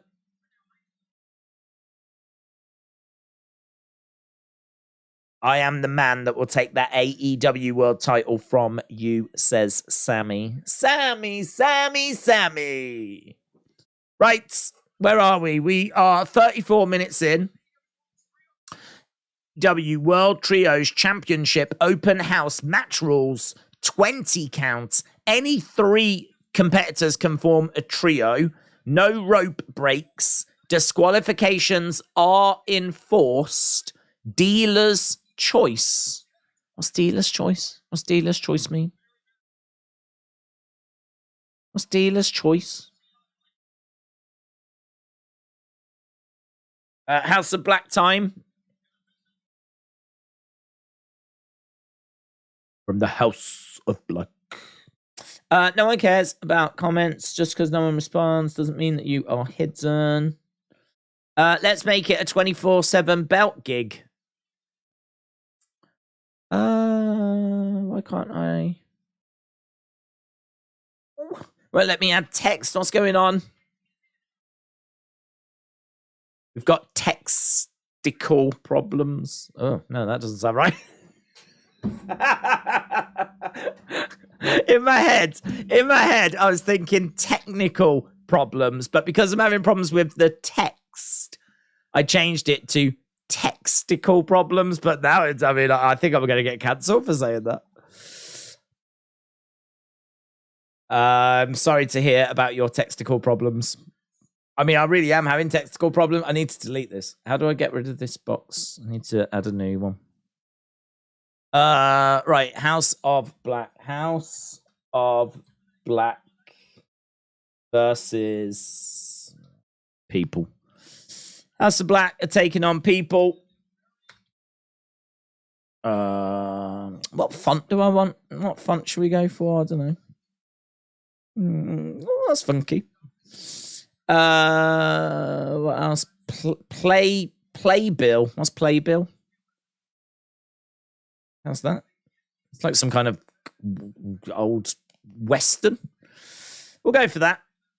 When I think Western, I think brown. Oh, Jesus Christ, why is this so hard? I'm still having my textical problems.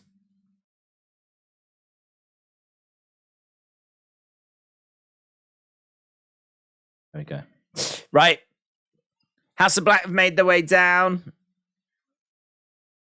I keep meaning to sort this bottom bit out as well. Can I do that now? I'm going to do that now. I'm just going to tidy a few things up whilst we're waiting for these people to come out. AR Fox and other people. Yeah, let's get rid of that. Let's get rid of that. I feel naked. Done. And can I make that bigger?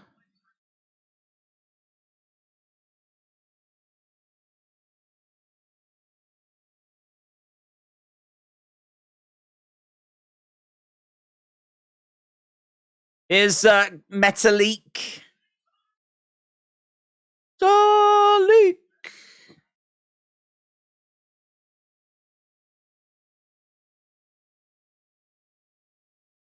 Boom. That look better? Probably not. But I've tried some. I've given it a go. Right, Metalik making his way down. Really don't like it. I think I preferred it how it was. That's the story of my life, that is. I try hard, and now I've made it worse. But why is it so hard? Technical problems. I suspect Days isn't watching wrestling. No, I've been watching it. I ain't bothered about them. I like the lighter show they've got on. They had all the lights turned off before, didn't they? Now they've got like a weird lighting effect on the crowds. It's weird, isn't it? Looks weird. The lighting effect on the crowds, I don't know what effect they've got. It seems to be like shards of light coming out, and then like bits of it are like blacked out. So you can sort of see bit of the crowd, and then bit of them are in dark. It's really hard to explain. Look at that, it looks so weird. I really like it. I'll take a picture.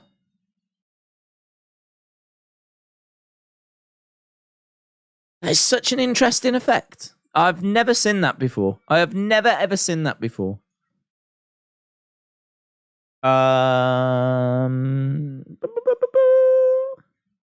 me upload this image that I just took, this screenshot, and I'll show you for those that aren't watching.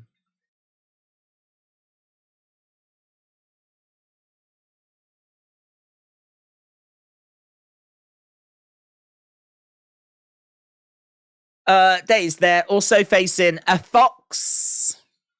People and a fox. A fox, a fox, a fox. Right, that picture's just uploading, and as soon as I get it, I will show you on stream.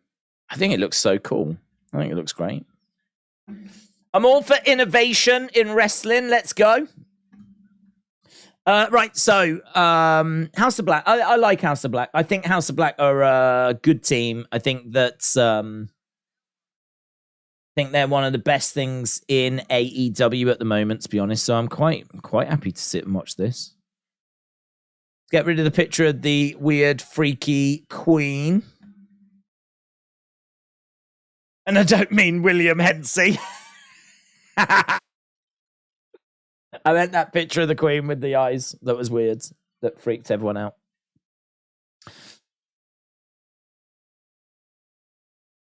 Right, we've got Aleister Black in control.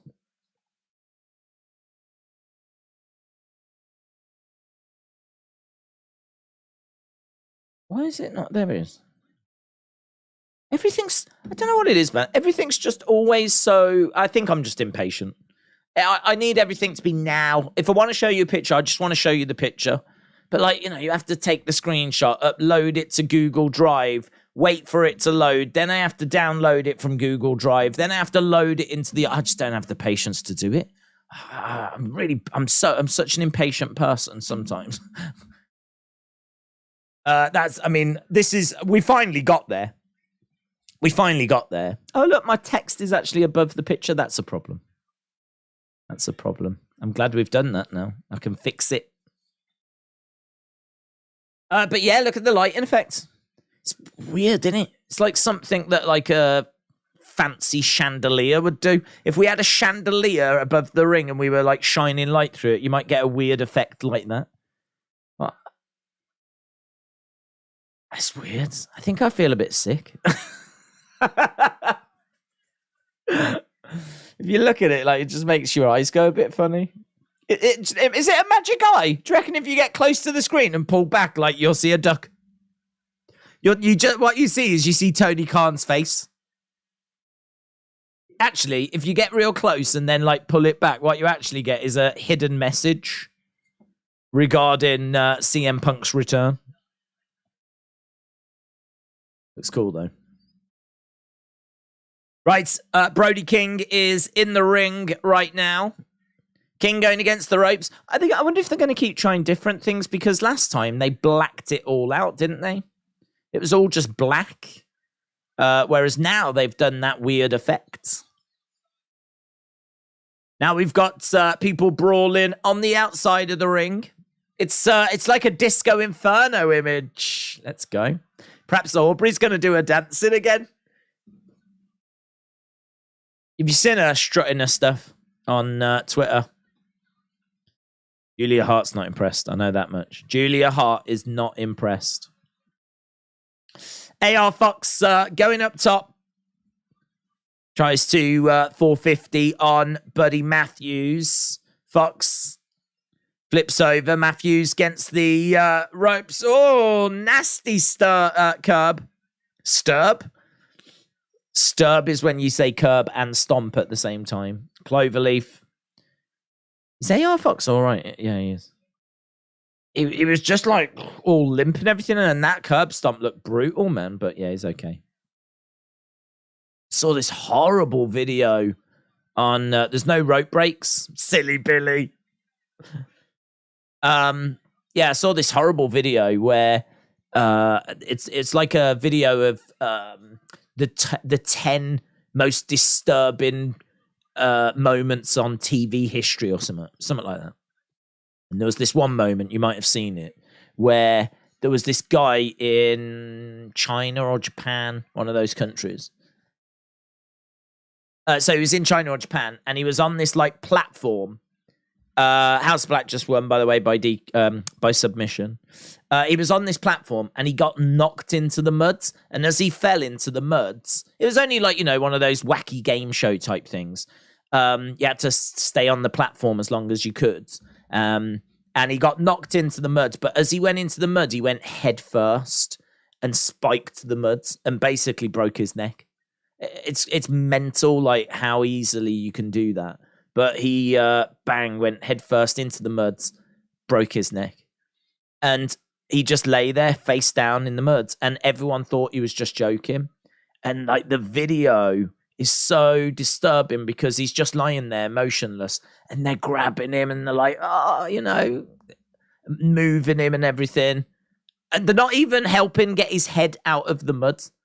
Like, he is lying face down in the muds. And people are, like, thinking he's just having a joke because he's just been knocked off the platform or whatever. And it's like, it's not. And he's in a wheelchair and everything now. He survived. He's in a wheelchair. Reason why I tell you that is because that curb stomp looked pretty brutal. And the way that he just grabbed him and put him into the cloverleaf, AR Fox was still selling. And he was all limp.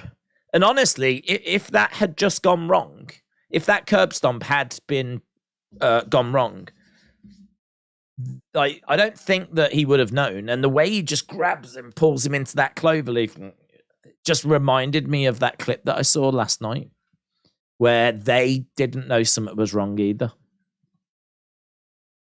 And it stuck with me. And I thought I'd share it with you during this wrestling stream. I do watch some pretty horrific stuff. I have found a few of them channels, actually. I find them really interesting, like the darkest channels on YouTube, the darkest moments of TV. Like, there's quite a few channels that cover those types of topics. And I've seen a few of those types of videos before. But, yeah, I was just watching a few of those last night. Good. Interesting. Days, how would you assess MJF's title reign? I think it's been dull. Nowhere near the previous title reigns we've had. They need to take the belt off him ASAP. Give us something new, said Asib. Yeah, I think it's been very weak. We just haven't really done much with it. He's been doing this 4 pillars stuff since Revolution. I think that this. I think it's to be honest. I think this is something that looks good on paper. I think it looks good on paper, but I think in reality, it's just not worked. I think it would have been so much better to have had him going up against, do Jungle Boy, Darby, and Sammy. Find who that number 1 contender is, and do MJF against that one person. I think there's just been a few too many moving parts. I think there's been times where, I really think Jungle Boy turning around to Darby Allin and saying, if only people knew what you were really like. You've got a baby face, absolutely burying a baby face, but burying him in the worst way possible. The worst way possible, because you're not saying that he's a rubbish wrestler. You're not saying that, I don't respect you or whatever. You're saying, if only these people knew what you was like as a real person, which automatically just makes you go, oh, really? Is he a douche? Like, is he? Like, oh, I bet, so straight away, it sort of turns you off Darby Allin. If you thought he was cool and you liked him, maybe that might make you think twice. Just it's some of the stuff in the build has been really bad. So I think it would have been better had it have just been MJF against one person, less noise. I think we could have really built up an interesting feud. I can understand why they want to do it, though. As I said, on paper, I think it makes sense because it's the 4 pillars. And so you do a 4 pillars match. It's one of those where, it's, but I don't think it ain't shown in the ratings. Let's put it that way. It hasn't shown in the ratings that this has grabbed attention. It's one that I think has maybe worked for some AEW fans, but maybe not all AEW fans. And it's certainly not brought in any casual viewers. So, I think it's been a bit underwhelming. But how much of that is MJF's fault? I don't know, to be honest. How much of it is down to the booking? How much of it is MJF? Don't know. But I think so far it's been I agree. It's been an underwhelming title reign. But early doors. Got to say early doors. When did he win it? I say early doors, but because it still feels early. It still sort of feels like we haven't done a great deal with him, to be perfectly truthful. So to me, it's early doors, but it might be one of those where you go, actually, it's been X amount of months, and you go, what? Yeah. Tony Khan is a TikTok booker. He needs to put someone else in control of the booking. He would be fine if he did. AB Jobson said Sabu said Adonis was robbed after his death, and he might have actually survived, but he drowned. Instead of calling for help, they robbed him. They drove off of a 100-foot embankment in Newfoundland.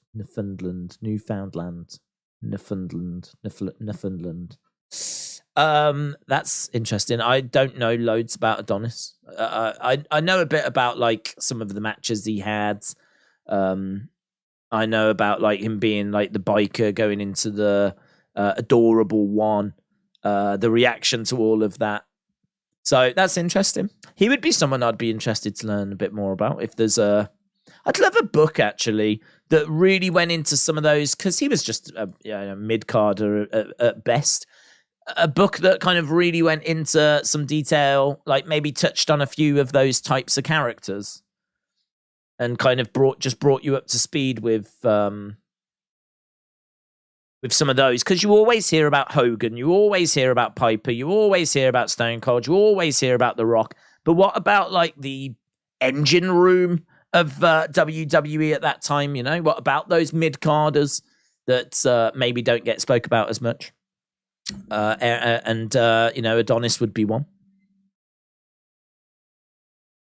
Rick Martel, that'd be another one.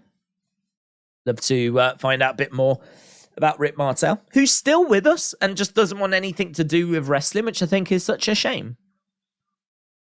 Right, MJF is in the ring. Let's see what MJF's got to say. We're 8 minutes till the halfway point. He's been a champ for 6 months. That's actually longer than I thought. 6 months. It doesn't feel that long. It doesn't feel like 6 months. It feels about 3. So is that a good thing? Bad thing? It's probably a bad thing he's been champ for that long and it's not done anything with him, but probably a good thing that it doesn't feel that long.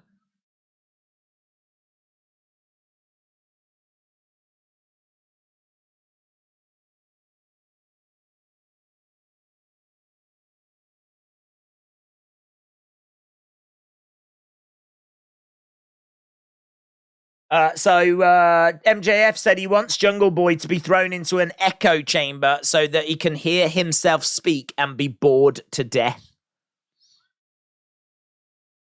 JF says he's intelligent.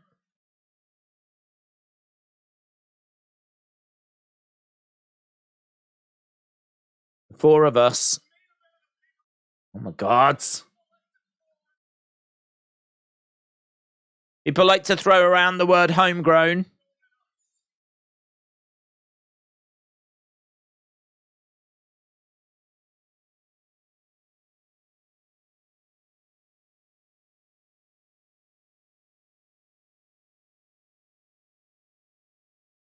Four years later, you didn't know who we were.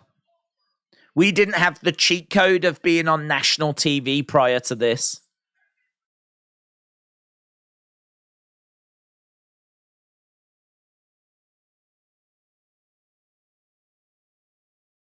MJF said, we're not just a part of AEW. God damn it, we are AEW. However,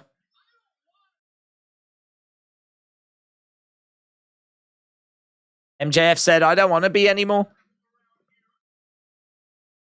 Sick of this place. I'm sick of the lack of competition.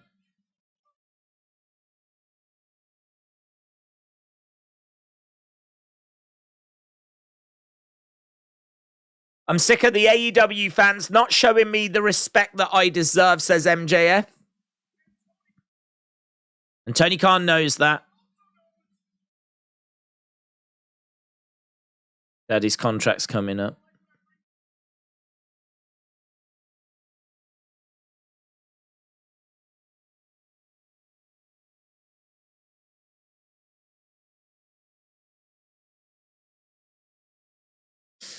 I saw Brandon Walker from Barstool at Full Gear. I'm annoyed I didn't say hi because he interviewed MJF, said WWE and AEW fan. Jeremy said he's re-signed. It's a work.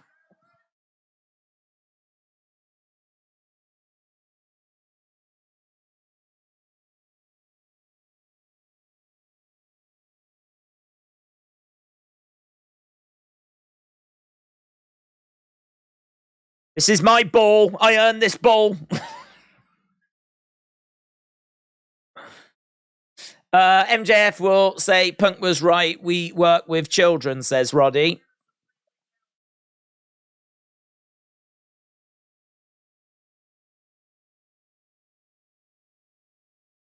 None of them are on the level of the devil. There we go. Would you say MJF is the best heel in recent history? I find him a bit hit and miss at times, to be honest. I think he's very, very good. The best?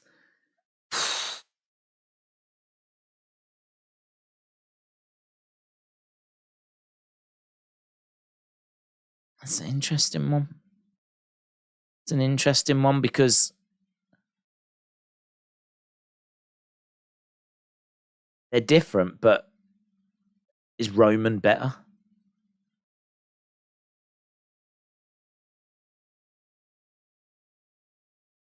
MJF said, I'm glad you came out here in your cute little stilts.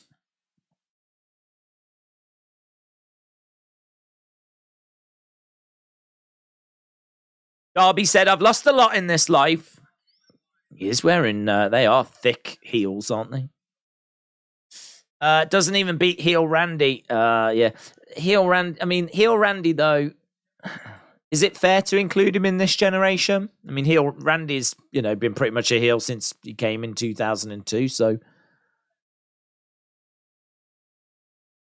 I don't know if that's fair. I think, MJF, I think, is very, very good. He's very, very good. He's proven that he can go in the ring. He's a great, confident talker.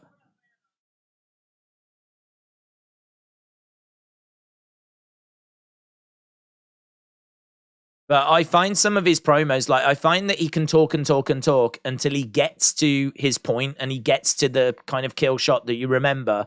But there's a lot of waffle that's in there. And I even think, him singing with Jericho, like, I just thought that was an awful segment. And he's just been involved in quite a few bits like that. So I don't know. As much as I can heap praise on him, I can definitely find things about him that I'm like, that didn't work for me. That didn't land for me. So I really don't swoon over MJF. I think he would be great in WWE. I think he's great in AEW. This isn't a knock of him at all.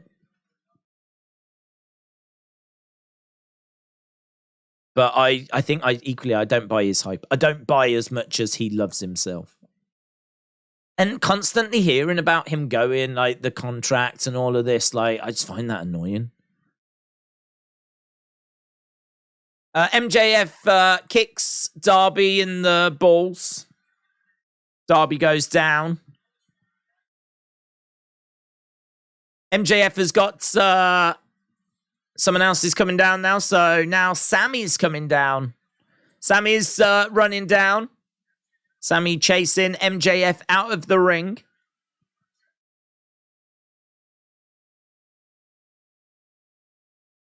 Is Jungle Boy. Jungle Boy making his way down. So we're at the halfway point. Jungle Boy coming down to the ring. This, don't forget, I mean, this is a go-home episode. So Double or Nothing this Sunday.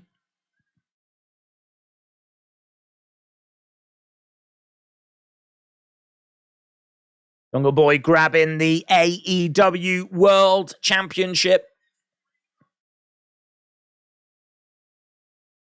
And we are just seeing camera cuts of Sammy, of Darby. Is that a shot of our future Jungle Boy? Imagine Jungle Boy winning that title. He's got to be the least favorite to win it.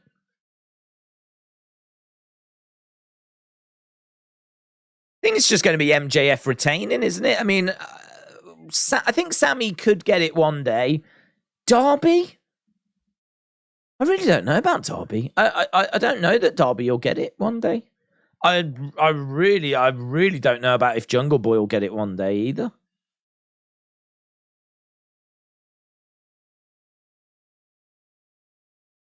I could see Sammy having it. It'd be funny if WWE isn't interested in MJF, says Peter. And the crowd go miles. I wouldn't want MJF in WWE. He would be mid-cards. They wouldn't know what to do with him, and he would have his wings clipped, says Anna. Corvid said, did you see Tony announce Aussie Open is all elite? No, I didn't. No. Was that on Twitter or something? Remember when Randy punted Vince, says Corey. Trini, hello. Trini said, I feel at the moment Charlotte is probably the best heel. Simply because it's natural with her. She doesn't need to try and be a heel. She can go hard in the ring and back it up. Yeah. I think, is she face at the moment? I think she's face at the moment, but I think you're right.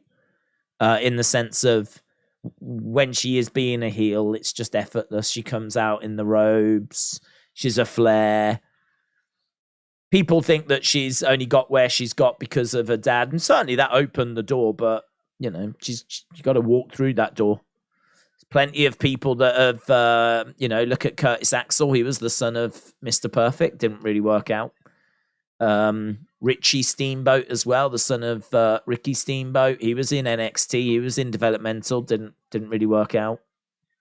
There's a list. I mean, look at Tamina. She's the daughter of Superfly Jimmy Snuka. Hasn't really worked out. So, Charlotte being the daughter of Ric Flair, it certainly helped, but I don't think anyone can deny that she's athletic. And I mean, look at the banging match she had with Rhea. I think there is a lot of disrespect aimed at Charlotte. I think she's better than her reputation. Much better than her reputation. She's making her 2023 debut, Lady Frost. This is a name I'm familiar with. Is she coming in from Impact? I've heard of her. I've never seen her. I've heard of her. Brock is the best heel of the last 20 years. Ah, yeah, good shout. That's a great shout, Wrestle with Andy. Yeah, Brock.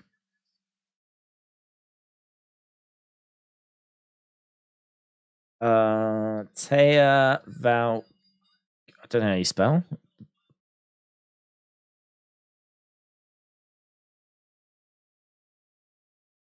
Right, Tony said, I think this girl's got a chance of being a real big star here in AEW. So we're going to have a little look at Lady Frost.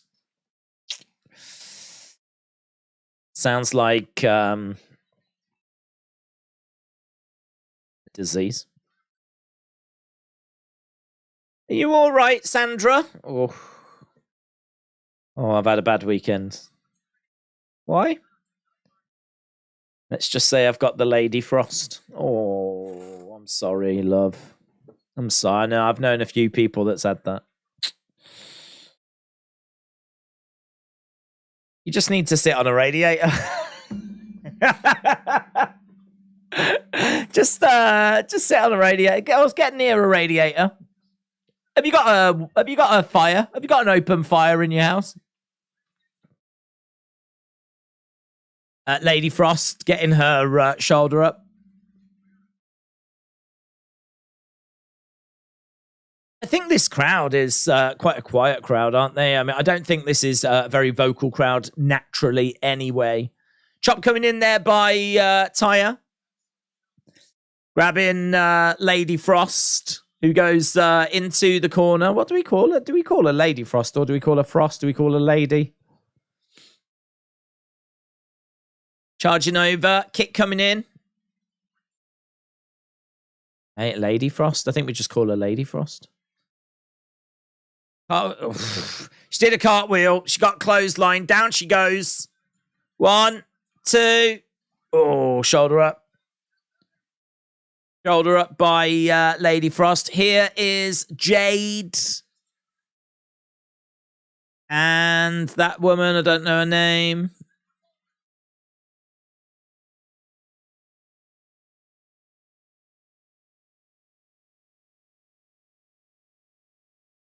Hi, Jade. Do you want some of this? Come and get it. They've already faced, haven't they? Didn't they face and... Into the corner goes Lady Frost. Kick to the midsection by Taya. Lady Frost will be in Reigns for the tentpole events. Double knees by Taya.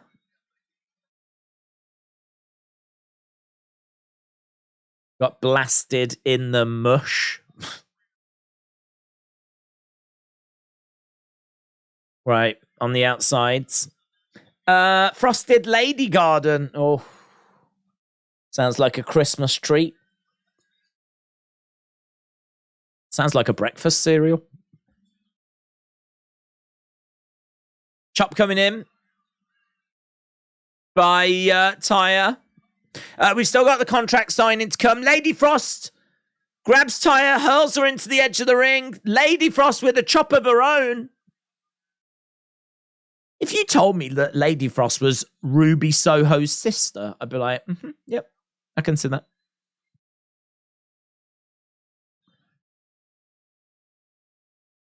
Down goes Lady Frost. Lady Frost's very first professional match was a jobber on Raw against Asuka in 2018. That's interesting. Shoulder up. Knee to the midsection. And again, another kick coming in by Lady Frost. She goes for a kick. Missed with the kick, but followed it up. Jade appreciated that. She's applauding away. Into the corner goes Taya. Chop coming in by Lady Frost, who looks out at the crowd. The crowd are dead, man. The crowd are dead. The crowd have zoned out. The crowd are going to need thawing out after this. Rapid shots by Taya. Taya coming over. Grabbing Lady Frost.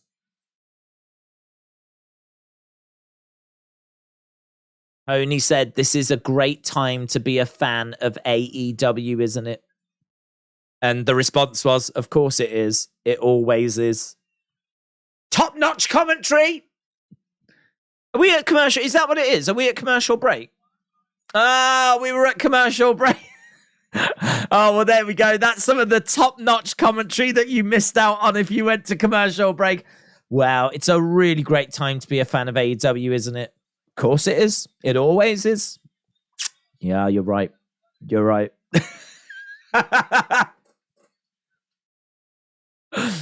Lady Frost goes up top. Looking to... Ooh, that was a nice little spinning corkscrew type move. Corkscrew plancher. Is anyone else holding out hope Judgment Day turns on Dom? And it's just been a joke the whole time. Don't think that's happening. What's wrong with the crowd? They've paid for the ticket and they've been dead all show, said Christopher. I don't know. I don't know. I really don't know.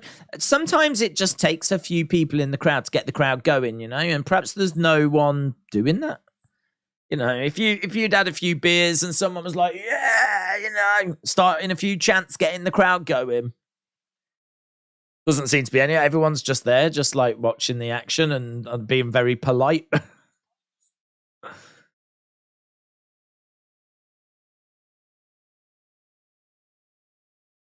Okay, I can't believe how long this match is, but then saying that, we have just been through commercial break. Taya stomps Lady Frost down, face first, into the ring. What'd she say? Taya shouted something, but couldn't make out what she was shouting. She goes over, looks over at Jade. Even Jade's like, what?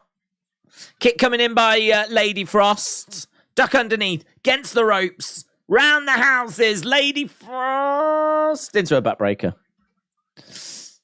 Backbreaker. I don't think there's much chemistry between these two. Why is Jade there?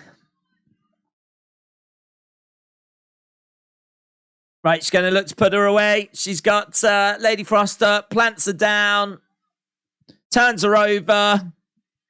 1, 2, 3. Done. Taya Valkyrie gets the win.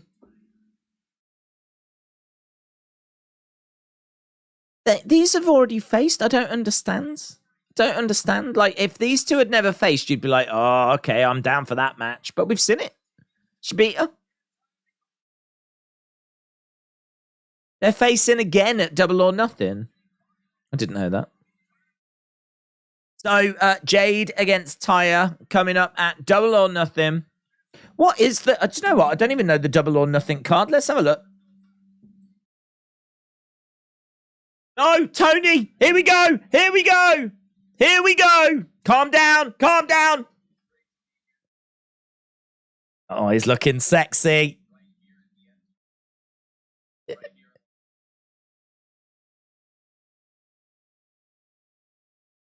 Yep.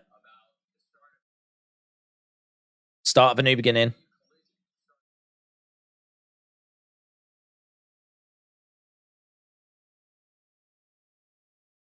Yep. He said last week we announced our tour. But we haven't announced. It's going to be Chicago, innit?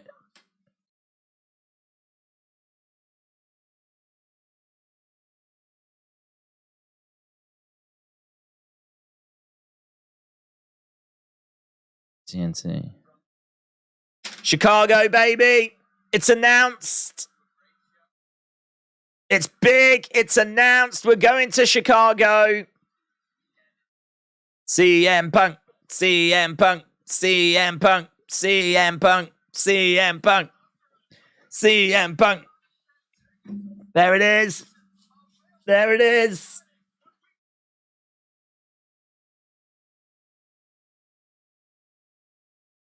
Chicago, didn't see that coming, says James. Well, there was doubts on how true these doubts were, how valid these doubts were, is up for debate. Was it ever in doubt? Was it blown out of proportion? Was it a story that was planted to get people talking and speculating to boost interest? All of that stuff is going to be speculated, but it doesn't matter. The bottom line is we're going to Chicago, and we're just not gonna not have CM Punk there, are we? There'll be a riot. There'll be a full-blown riot if you go there without CM Punk. That would be brave. Let's do a quick video. Big breaking news coming out of AEW. It has just been announced by Tony Khan on Dynamite where we are going for the first episode of AEW Collision. Of course, takes place Saturday, June 17th. And it is the United Center in Chicago. This, of course, massive news because it all but confirms that CM Punk is coming back, is on his way. He is expected to be at this first episode of Collision. There were rumors doing the rounds that we could be going to Daly's place. Had that have been announced, then obviously CM Punk would be doubtful. But I don't think we're going to Chicago and going to put on this show without CM Punk. So anyone buying tickets to go to this, I'm sure, are going to be expecting to see him, to see that moment that he returns. He's been away for 12 months now. So again, this is a big announcement. We know the impact that CM Punk has on ratings. All but confirmed that he's going to be at Collision. This is big news. This is big news. Put it in the chat what you think. Are you surprised? I think rumors had circulated that it was going to be that as the announcement. But as I just said, I think there was that little tinge of doubt that was out there. But we've got our answer now. It will be hilarious if he doesn't come back, said Tim. But it would actually. Huge AEW announcements. AEW Collision will air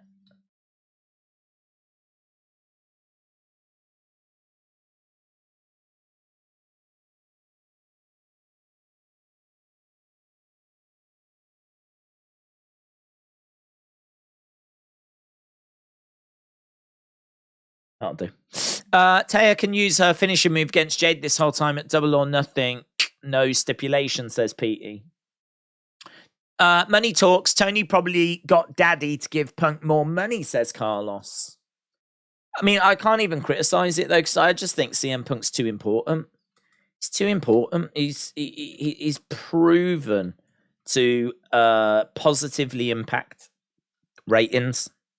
I mean, if you think where we are with ratings now compared to where we have been, I think that CM Punk was certainly someone that was influencing them in a positive way.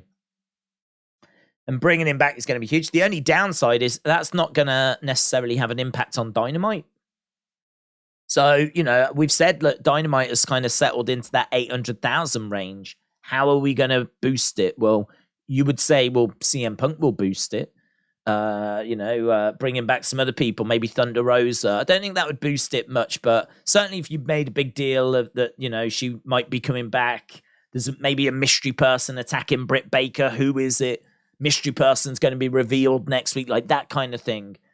And it turns out it's a returning Thunder Rosa, and you build a big program between her and Britt Baker. Like, I could see that having a positive effect on ratings.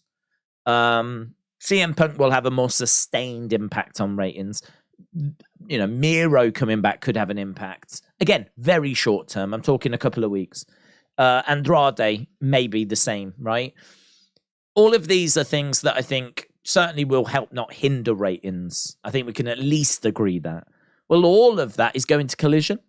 All of that is not going to influence Dynamite. It's going to Collision. So all of a sudden now, you haven't got that as something that's going to help your Dynamite number. So it's a bit of a problem, to be honest. I don't know I don't know how we're going to boost Dynamite ratings if a lot of the things that you would use to do that are being shoved into the Saturday show. But not my problem, Tony's problem, and I wish him all the best. Right, here we go. We've got contract signing Adam Cole, Bay, and Chris Jericho. Adam Cole, baby.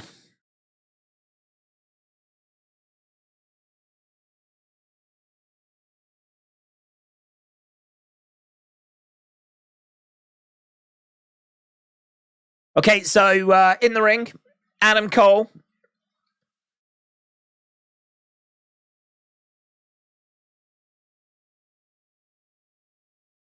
Baby. The crowd are into that. Crowd definitely making some noise about that.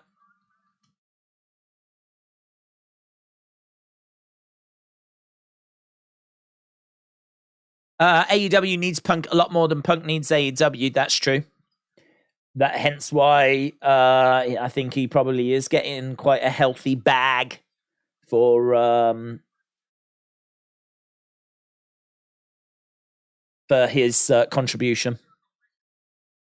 Okay, Jericho making his way out. We are 20 minutes into the second now, so we got 40 minutes to go. I must admit, I am a bit surprised that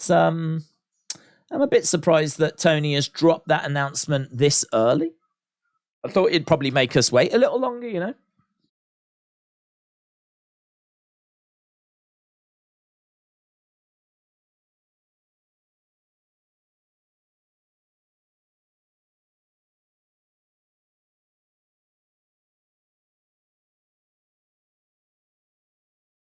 Okay, Jericho Appreciation Society making their way down to the ring.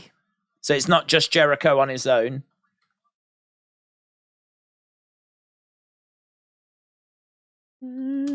Tony needs to compete with UFC as well, is my point.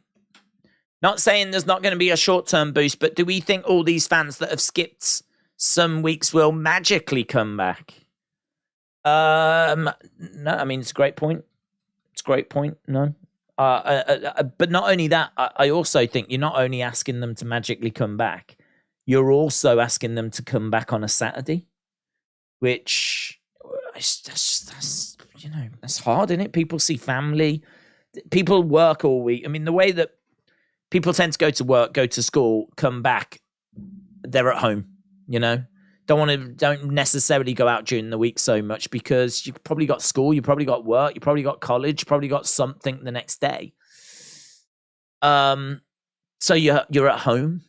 Whereas of a weekend, this is where people see friends, they see family, they go to gigs, they, you know, you've got massive boxing events to watch or UFC or whatever it might be. There's a lot more that goes on. So yeah, not only are you asking them to return, you're asking them to do it on a Saturday. Going to be interesting. It is going to be interesting to see what the ratings are. But again, I don't think they need to do 1 million for it to be a success. I don't know what that number is, but I don't think they need to do 1 million. I was kindly sent some ratings earlier, actually, for Saturday the other week, and I don't think TNT's numbers were that strong. Or TBS. I don't think their numbers were that strong, so I didn't see them feature on there at all.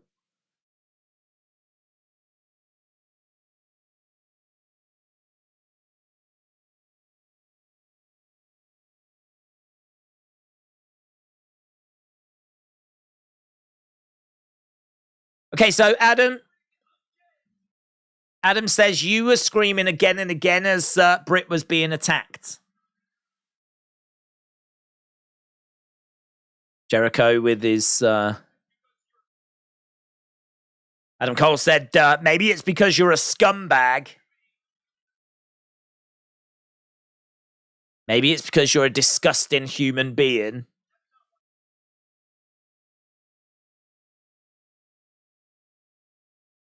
You did it because you truly believe that you are invincible.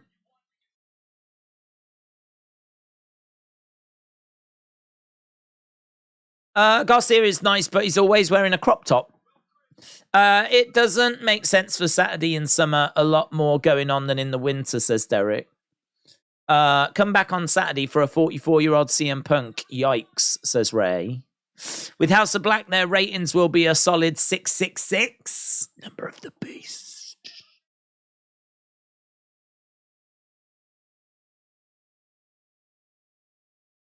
It's a long table, this, isn't it?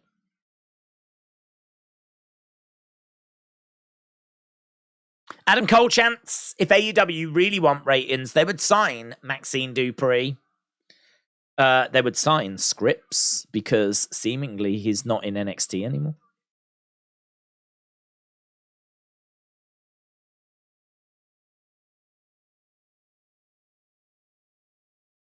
Okay, so Adam Cole is threatening to dive across this table and beat Jericho right here, right now.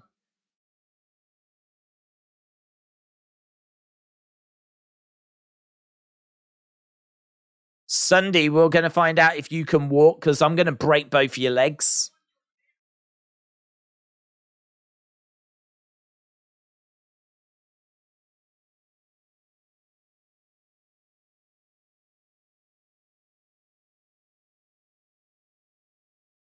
So Adam Cole said, Sunday night, we're going to find out if you can walk because I'm going to break your legs. Sunday night, we're going to find out if you can still shoot your mouth off because I'm going to break your jaw. Sunday night, we'll find out if you can write because I'm going to break your arms.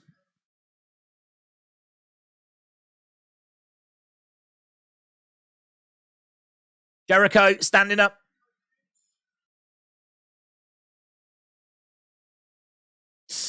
Y2J jacket, says A.B. Jobson. Adam Coleslaw is not intimidating, said Hawks. Adam Cole had better promos in NXT, said Justin. Trini said, time to light up. Time to light up what? They look like little farts. Are you lighting up your farts, Trini? What are you doing? Time to light up. Listen, whatever gets you through. God bless you.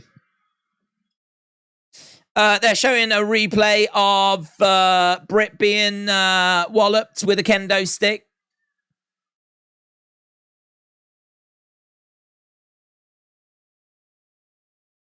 What kind of a man? What kind of a man would allow the love of his life? That was you.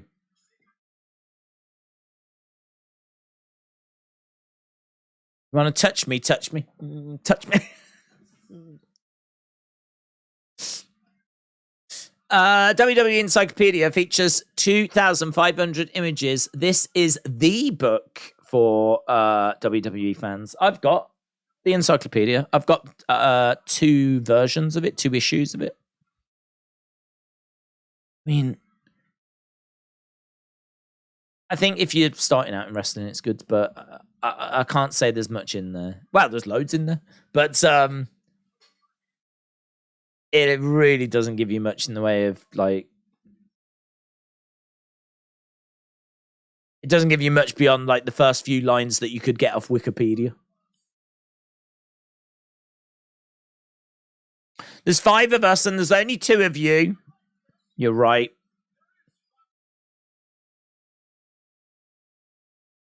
This is why he made a phone call.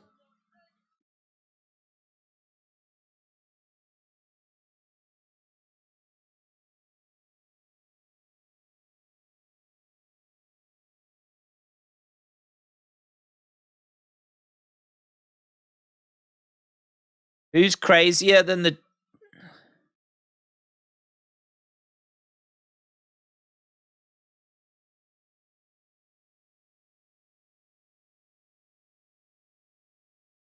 Sabu.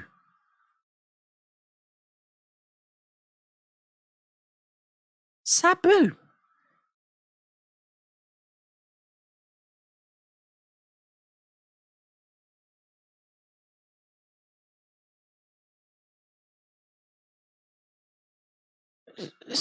This what?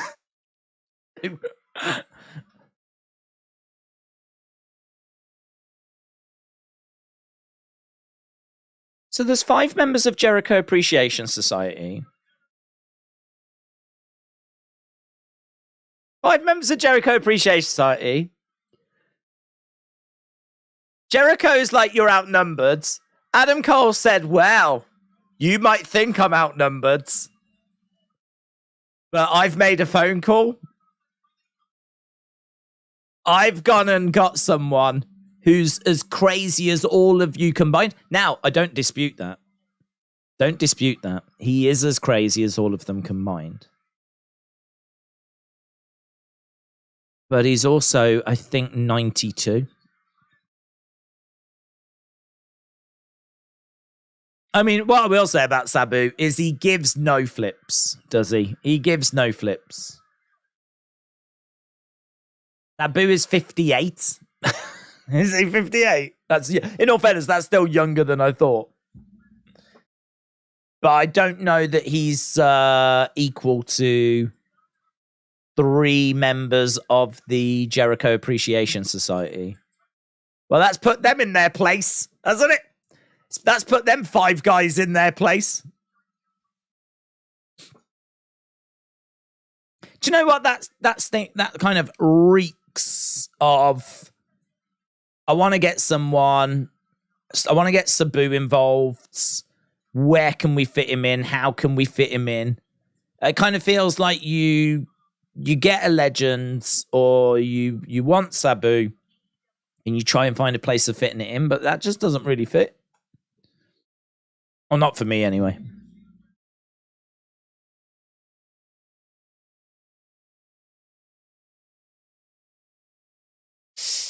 But I need Roman. James said, I love Sabu, but what?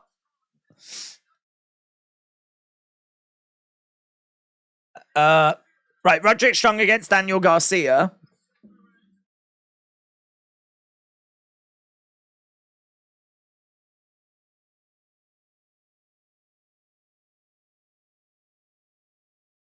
Oh, Garcia, right. Strong versus Garcia. That is such a weird segment. That's so weird. Sabu came down, laid out one of them, chucked a chair at another one. Jericho Appreciation Society sort of just shuffled away, and now we've just gone into this match. Did you see the QR code on Monday? I didn't see it at the time, but at the time I thought it was probably just one that's on a crate that they actually use. And then I saw the clip, and it's one that they actually use. And then Adam Pearce had a bit of fun with it. He said, for those of you that missed it, and he actually posted the QR code on Twitter. And then when you clicked it, it took you to a Rick Roll. Never gonna give you up. Never gonna let you down. So it was nothing. Any QR code that's like on that show in the background is going to get people's interest. But I think you can sort of tell if it's one that's because they do actually use QR codes for things. Like they use them so that they know what's in the crates and things along those lines. So if you could have scanned it, it probably would have just given you an itinerary of what was in the crate. Completely not Bray related at all. So yeah, I mean, it's one of those, isn't it? Today, Adam Pearce tweeted that QR code, and he's playing said meme. Pearce trolled people with the QR codes. There was a QR code right now, says Paul. Well, that means Bray's coming into AEW. That I would say that's probably the downside, isn't it? That's probably the downside of White Rabbit. Now, anything that's kind of White Rabbit-esque, people are going to be like, oh my God. Everyone's jittery. Everyone's like, is that right? QR. Was that person in the background? Oh. How does it connect? How does it connect? I mean, it is true. I do it as well. I am looking in the background during like interviews and all that kind of stuff. We need to take a break. We need to take a breath. There's no reports that he's coming back yet. So, and even when he comes back, I don't know that QR codes will even be involved. I chilled with Sabu and Sandman after an ECW show. We met at a Waffle House, then went to a Motel 6. He told me, was you safe? What do you mean you met at a Waffle House, then went to a Motel 6? Told me he had over 100 surgeries. I will let your imagination do the rest. Well, my imagination has got you in a very difficult position, to be honest. Physically and philosophically. I mean, right now, you know, you've gone back with some wrestlers to a Motel 6. That's all I'm saying. That's all I'm saying. Mentally, I don't know if the image I've got is the image that you was hoping I was going to have. Shot coming in there by Roderick Strong. Roderick Strong is chopping away. We got 25 minutes left to go. Mitchell said, what's your score of the show so far? Probably not great. Probably like around 5 points something. There's not been too much here. I thought the Tire Lady Frost match was not great at all. That last segment I didn't think was great at all. The MJF segment I didn't think was great at all. House of Black match. I like the visuals of that. It's a go home, innit? It's a go home. But yeah, I'm not really feeling this encounter. Orange Cassidy. I mean, what I will say is I thought the Aussie Open guy was good. I thought he was good. His match with Orange Cassidy was pretty long. I think it went for like 20 minutes. First 20 minutes was like that match. Orange Cassidy doesn't do anything for me personally. So, yeah, I don't know. I don't think this has been a very good show, if I'm going to be honest. But, I don't know. Has it been like, I think the crowd have not helped as well. The crowd have been flat. So I don't think they've massively helped anything. But I reckon I could find a few things that I have enjoyed. So, I mean, the Sabu thing was random. The Chicago announcement was interesting. So, you know, I could definitely find a few things. But I don't think this is an episode of Dynamite too many people are going to race back to. Can't Stop, Won't Stop said 4. A Brave fan called me aggressive because I said the QR code was absolutely nothing and not everything is Bray related, said James. Got called aggressive for that. I don't know, man. I don't know. I think if you're a real hardcore Bray fan, I think you've gone through a bit of a rough time recently. So you know, I could understand them hoping and that these things are going to be, you know, the start of his return. Knee strike by Roderick Strong. If AEW is going up in flames, Sabu makes complete sense. But they start every week off with Orange Cassidy, and I just don't know why said Can't Stop, Won't Stop. Lance said, boring in my opinion, and I do usually love AEW. This is supposed to be the go-home show for Double or Nothing. It's a bore show. Well, I mean, look, I am going to give them some... I'm going to let them off, to be honest, because we go into go-home shows and we do say, look, it's a go-home show. We know what go-home shows are like. And this is a go-home show. Now, you know, would you like better? Sure. But it is a go-home show. They only have 4 pay-per-views a year.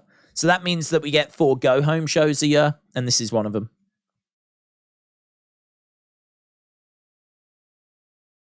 Big boot there by Garcia. To kick out. I love Bray. And even I think some Bray fans can be too much, said Austin. Hello, Austin. Hope you're well. Chop coming in there by Garcia, pounding away, duck underneath, grabs Roderick Strong and plants him down. 1, 2. Roderick Strong can have banging matches. Do you know, I really think part of the problem, and, you know, we could spend a long time on this, but I do think part of the problem with AEW is that it's so fast in their stories. Well, not even that, but like, you know, we've got Garcia against Roderick Strong. I don't know where this match has come from. I don't know why I should be invested. I don't know why it matters who wins. I don't think it does. I mean, I know that we were doing that street fight, Jericho fight last week with Roderick Strong. And so I understand he's like facing different members of the Jericho Appreciation Society, but why should I care? Like, what does it matter? And where did it come from? Like, I don't think these two have been exchanging like words or anything. I don't think this match matters. Also, Taya against Lady Frost, I don't know where that came from. How did Fletcher become the next challenger for Orange Cassidy? I don't know. These might be like, there could be really quick little backstage segments that have set some of these up, but they're so quick that sometimes they just don't even register. And honestly, a lot of it could be getting done on Rampage, and that's on me, isn't it? Because I don't watch Rampage. So it could absolutely be on me. We're seeing some footage of Willow, which is interesting, because, of course, the final for Willow was against Mercedes Moné. So AEW have found a way of getting Mercedes onto their TV. That's random, innit? Seeing Sasha Banks on AEW TV. She's not actually there, but that's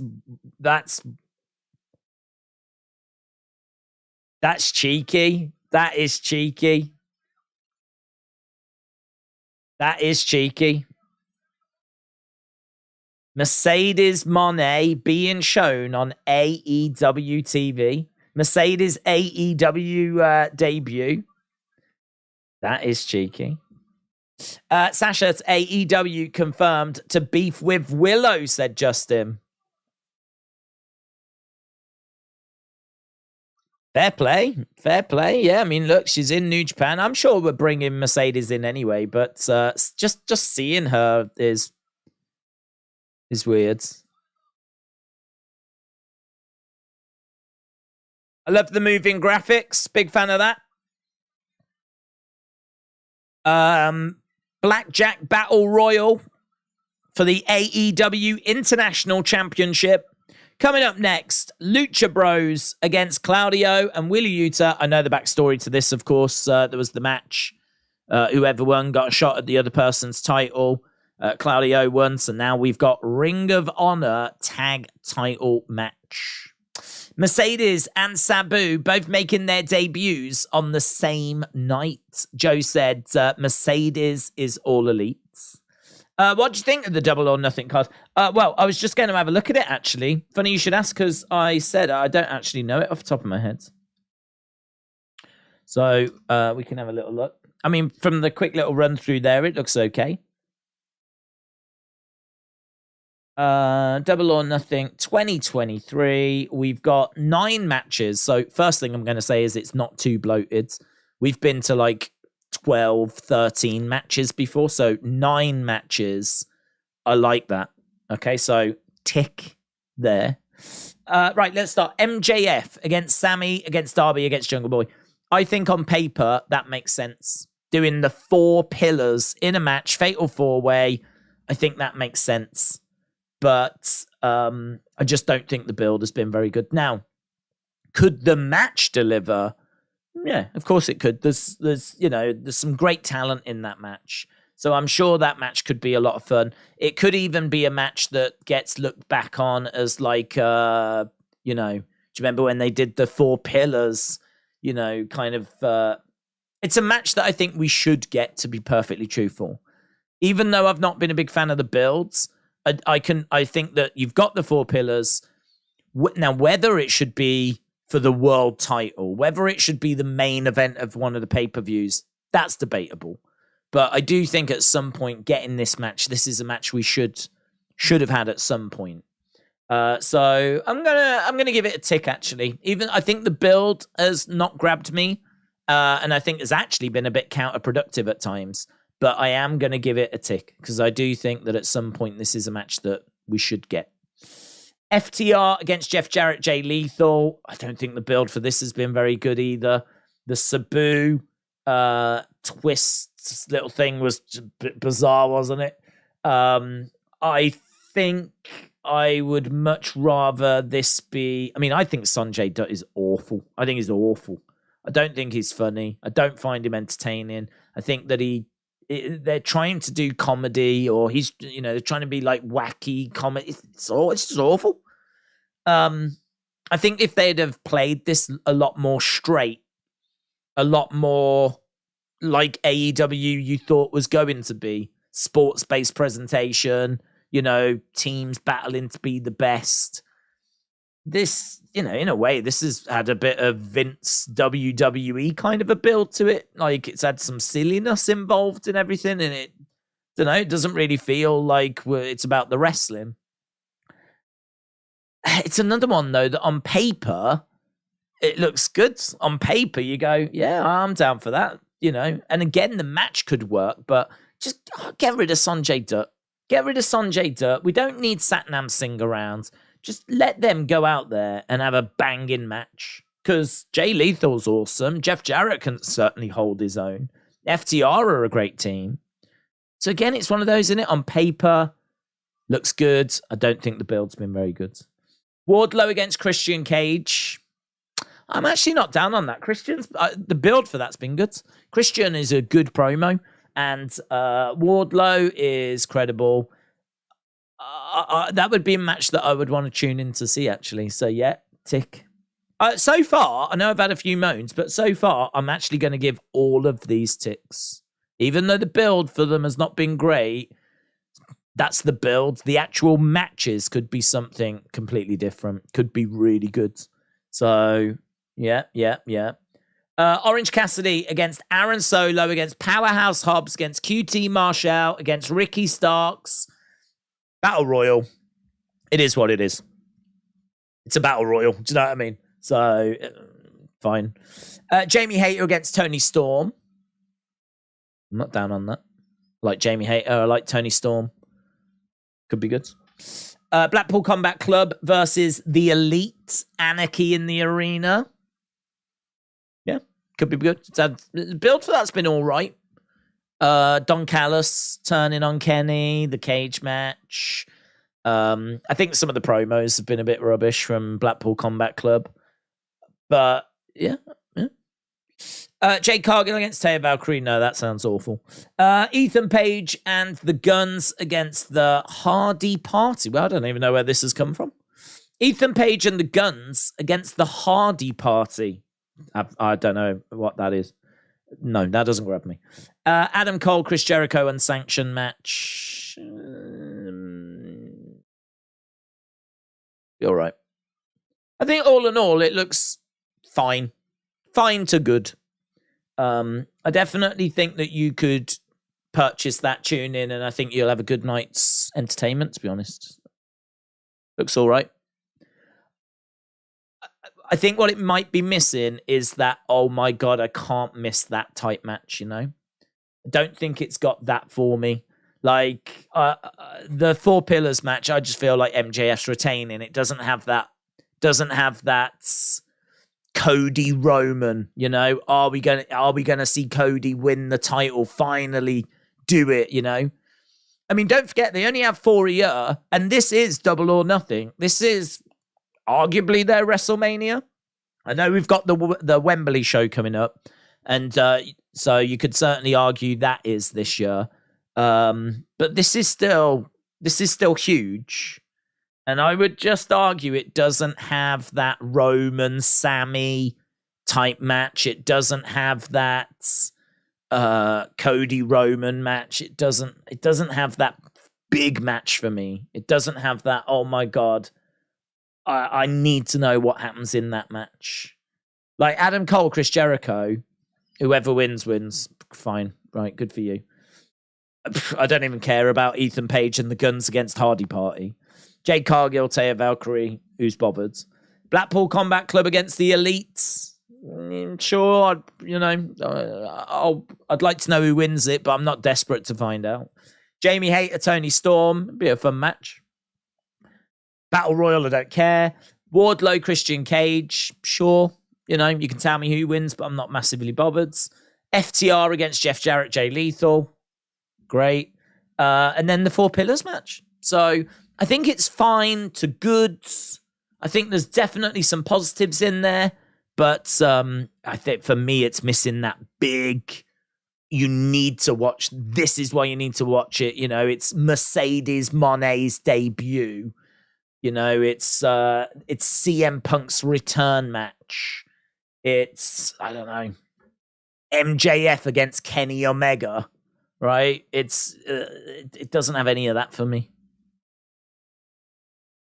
But if you're an AEW fan, I'm sure you're going to really enjoy it because it still looks fine.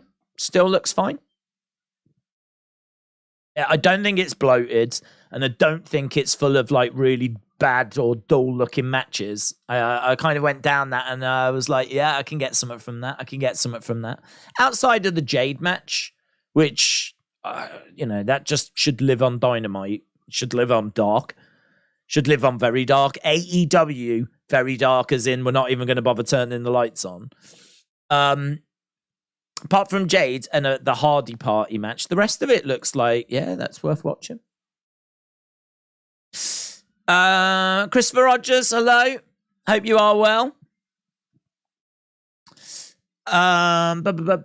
Wrestling marks today are cringe. Enjoy the show. Quit complaining, says Rick. If there was no internet, you'd be sucking at the teats. Oh, I wanted to know what the rest of that said. You'd be sucking at the teat of what? My honest opinion is I'm not that high on Double or Nothing card. It's one of the more weaker AEW cards that I've seen with a lot of feuds. Either don't do it to me or don't make a lot of sense. Yeah, I think it's fine to say that this card isn't as good as some of the other AEW offerings that they've given us. I mean, it could be that they're just holding back a little bit for the Wembley one. I mean, we've got some big shows coming up. You got Forbidden Door, you got Wembley, they're doing All Out, aren't they? Not long after All In. So I think, we've got some big things on the horizon. Claudio is in control at the moment. How long we got? We've got 10 minutes left to go. 10 minutes left to go. AEW Pitch Black show sponsored by Mountain Dew, said Funky Fresh. Right. Blackpool Combat Club versus Lucha Bros. Lister Jericho said, I've not bought a premium live event in 2 years. $20 is too much. Is this $20? It's been more than that in the past, hasn't it? Hasn't it been $50 in the past? If this is $20, I think that's actually on the cheaper side. Daniel said, it seems like AEW haven't fully focused on Double or Nothing this year. The Wembley show's the priority. I think Forbidden Door is bigger for them as well. Well, it will be bigger if they get Mercedes. If they do get Mercedes for Forbidden Door, which she's picked up a nasty injury, hasn't she? So I don't know what that's going to mean for Forbidden Door. When is Forbidden Door, actually? Let's have a little look. Forbidden Door.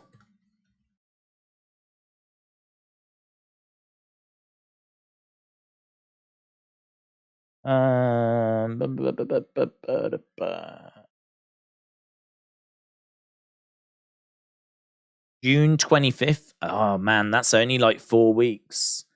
Forbidden Door, June 25th in Canada.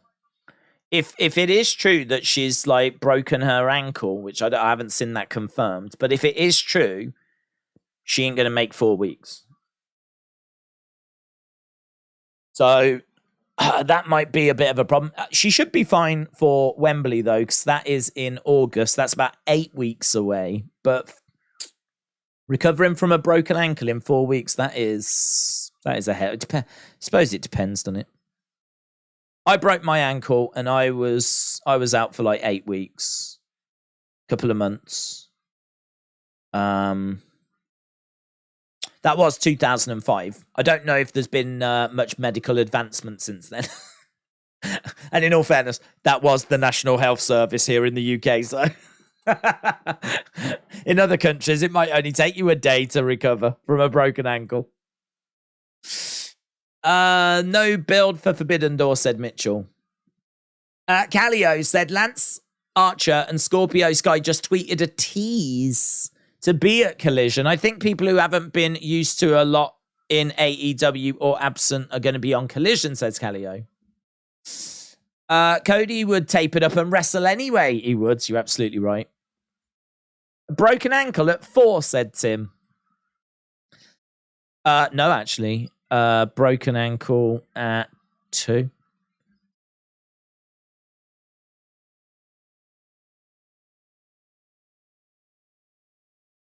Yep. Cody would tape it up, wrestle anyway. Sabu, ECW Classic, says Brandon. Hated Badass said, you're the street name me and my wife own homes on, and she matched my first fights. I won't believe CM Punk is returning until I see it, says Bryson. Mitchell said, didn't AJ miss 4 months because of a broken ankle? I think it was, actually. I think it was. That might have been mixed in with a bit of, we don't have any plans for you at the moment as well, though, you know? I mean, that could be a bit of a broken ankle and also, sorry, you know, it's too late to get you onto the WrestleMania cards. Let's bring you back in the draft type situation. So there might have been a bit more to it there. But right, we are 5 minutes away from the end.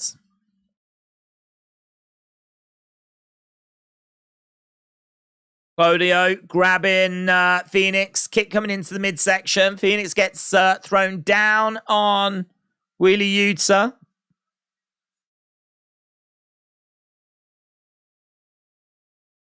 Again driven down. 1, 2. Phoenix looking for the cover as Wheeler Yuta gets his shoulder up. Ledge Killer, shout out to you. AJ Styles got the what chance?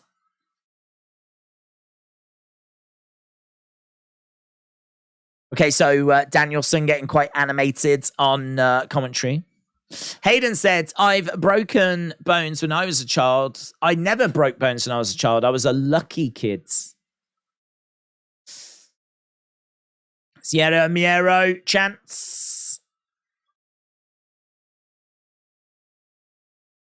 Penta gets pushed to the outsides. Wheelie went for the cover. Uppercut there by Claudio. Wheelie is going up top. Penta's just watching on the outside. 1, 2. I don't understand. What was Penta doing? There's a moment where Penta's standing and watching the action on the outside. I thought for certain he was going to jump in the ring and like break the pin. I know. Bryson, shout out to you. Austin said, Seth is ditching us for movies. What a part-timer. Justin said, I broke a lot of bones in my late teens, early 20s. They weren't mine, but I broke... that's good. That is good. I like that. Well done. Penta comes in the ring, kick to the midsection. Big Time Back said, I've been in and out of Dynamite tonight. Just bored. How's it been for you? Yeah, I don't think it's been a good show. Stomp. Package Driver 1, 2, 3. And Lucha Brothers win thanks to the Bucks that have come out and have cost the Blackpool Combat Club from winning the Ring of Honor Tag Team titles. So the Young Bucks coming out, interfering. And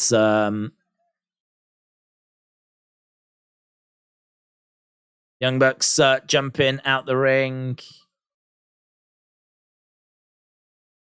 Who's that? Did the security guard jump in after them? Who was that dude? So Bucks have gone into the crowds. Those were the worst super kicks I've seen, said Kyle. Blackpool Combat Club just lost.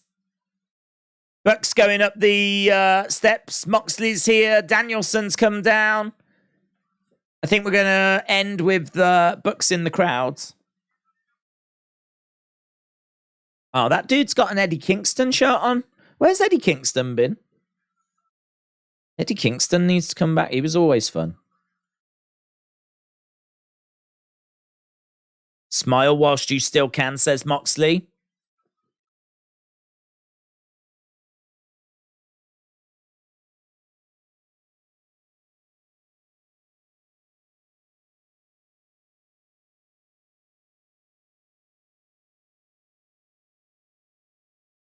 Moxley says you and your friends are going to be plastered on the pavements. X Music, shout out to you. I hope you're well. JP said, I really hope Punk is on Collision. I need to have some hope for AEW. Callio said, Eddie Kingston's injured and in Ring of Honor now. Oh, that's a shame. He's what, in Ring of Honor?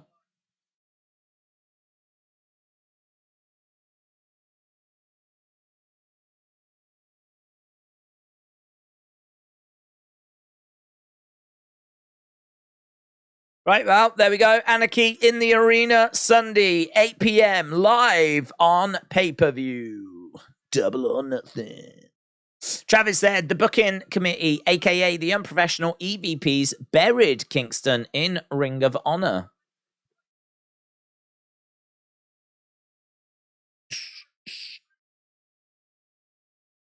Okay, so we got the Young Bucks in the crowds. We've got Moxley, Danielson, Claudio, Wheeler Yuta in the ring.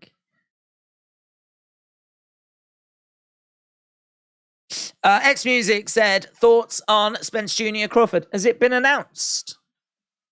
Is it been announced? Because it's happening. It's not happening. It's happening. It's not happening. Oh, yeah, 15 hours ago. Scheduled for July. The undisputed welterweight world title clash between Crawford and Spence will happen on July 29th. It's been a long time coming, but the pair have reportedly agreed to the fight in Las Vegas. I mean, you can make the argument that's maybe the biggest fight you can make in boxing.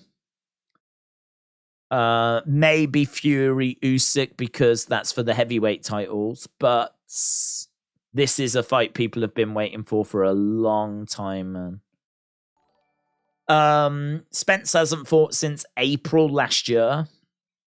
Crawford fought in December.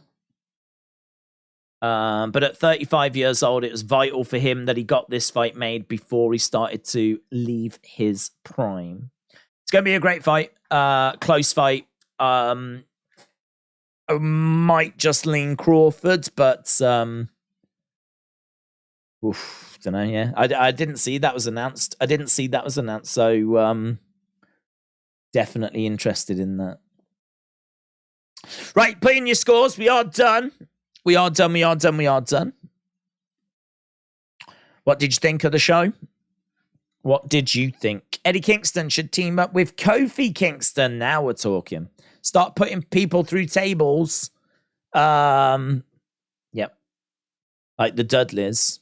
The Kingstons. That'd be fun. 1,000 days Roman 4 belts, says Austin. Mitchell said, what's your score? Mine's dropped a bit. I'm saying 5-7, 5-6. It wasn't a great show. Yeah, I'm gonna agree. I'm gonna say this is a, I don't know, 5. 5.5. I'll be about a 5.5. 420 Benton said 5.5. Let him in said 6. Isn't it wild? Bianca in NXT has no really made to feel big. She's okay. Hang on. I couldn't read it before it disappeared. See you tomorrow for the members only stream. Hayden, shout out to you. Ray, shout out to you, buds. 4, not enough wrestling. 4.5, crowd was dead. It was a go-home show. It was a go-home show. You do have to remember that. Isn't it wild that Bianca in NXT was not really made to feel big, but she's okay on the main roster. 3 years in, feels like the biggest female star. Yeah. I would have given it a 6, said Big Time, if the crowd wasn't so dreadful. Justin said, my older brother is taking a cruise to Bermuda. I told him I hope he gets lost in the triangle. I say it with love. That sounds kinky. Another disappointing go home, but I did like the Sabu segment. 7, says AB Jobson. The show was good. 9. Didn't let the chat ruin it for me, says Cody. Single Pringle says 6. Meave said 5.5. Corey says 6. John said 5.42. Boom. Didn't go the Dynamite out of 10. Jim said, I was going to rate the show 9, but 7.89. Cody said the show was good. 9. I want Bailey to hold all the belts if man can. Hang on, what's that? I want Bailey to hold all the belts if man can. The woman, why can't I just give them over to her? Huh? What? What do you mean? Are you saying that? I mean, we don't really do intergender matches in WWE. There's been the odd time we've dabbled. We've done a bit of dabbling. We had probably the most recent one was, I don't know, Rhea Ripley against Akira Tozawa for like all of 2 minutes. So that is an interesting one, isn't it? There's a lot of talk, and we're not going to get into it now, but there's a lot of talk about like transgender people and them in sports. I don't feel like we've had to tackle that in wrestling yet, but that feels like a conversation that's going to rear its head at some point. You know, there will be a transgender person that comes into wrestling. Actually, I suppose it has with Nyla Rose. I forgot Nyla Rose. So Nyla Rose transitioned and now competes in the women's division. That's interesting. Nyla Rose is a one-off. I mean, I wonder if we'll ever get to the point where there's quite a few transgender people in wrestling. And then, like, it's... I don't know. That's interesting. I don't think we've really had that conversation, although we did definitely have it when Nyla Rose first started out. But I think the whole kind of world has got a little bit more vocal on transgender and like transgender people being in sport. We ain't going to start the conversation. Don't worry, right? We're not getting into it. But I'm just saying that I feel like that's a conversation that's probably on the horizon. What are your thoughts on SmackDown 3 hours and Raw going adults? I don't know that these things are happening. So I think Nick Khan said that he would love a third hour for SmackDown. But he has said in the past that if he could have 7 hours of wrestling, he would do it because more wrestling means more ad revenue. So him making that comment is not really news. Because he said before, if he can get more TV time, he'll take it. He'll have it. So him saying, I'd love a third hour for SmackDown is like, yeah, of course you would. So I don't know. I don't know what we're doing with TV rights and all this kind of stuff. I mean, don't forget they're coming up. So I don't know that that's a thing that's actually happening, but it was just came out of an interview with Nick Khan. And Raw getting more adult, again, I can only imagine that will happen if we move TV and go somewhere else. Because I don't think we'll do more adult stuff on USA Don't think so. And plus, also, that would alienate a lot of sponsors. So you've got to be very careful with that, haven't you? You've got to be very careful with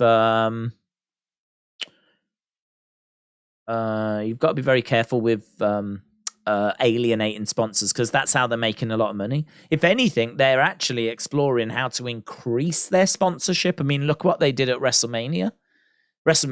We had like lots of different sponsors getting involved. We had like someone in a Captain Crunch costume. There was obviously a Prime bottle. We had the boards on the barricade doing some advertising. We've tried a few different things. Like, you can only really do that if you are presenting PG product.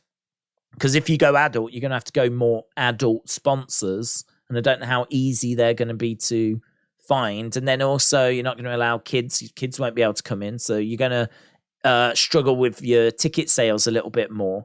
So, do you know what I mean? It's a double-edged sword, because I think you've got a lot of people that would like a more adult presentation because they're adults and they want it to be more in line with what they would like to watch.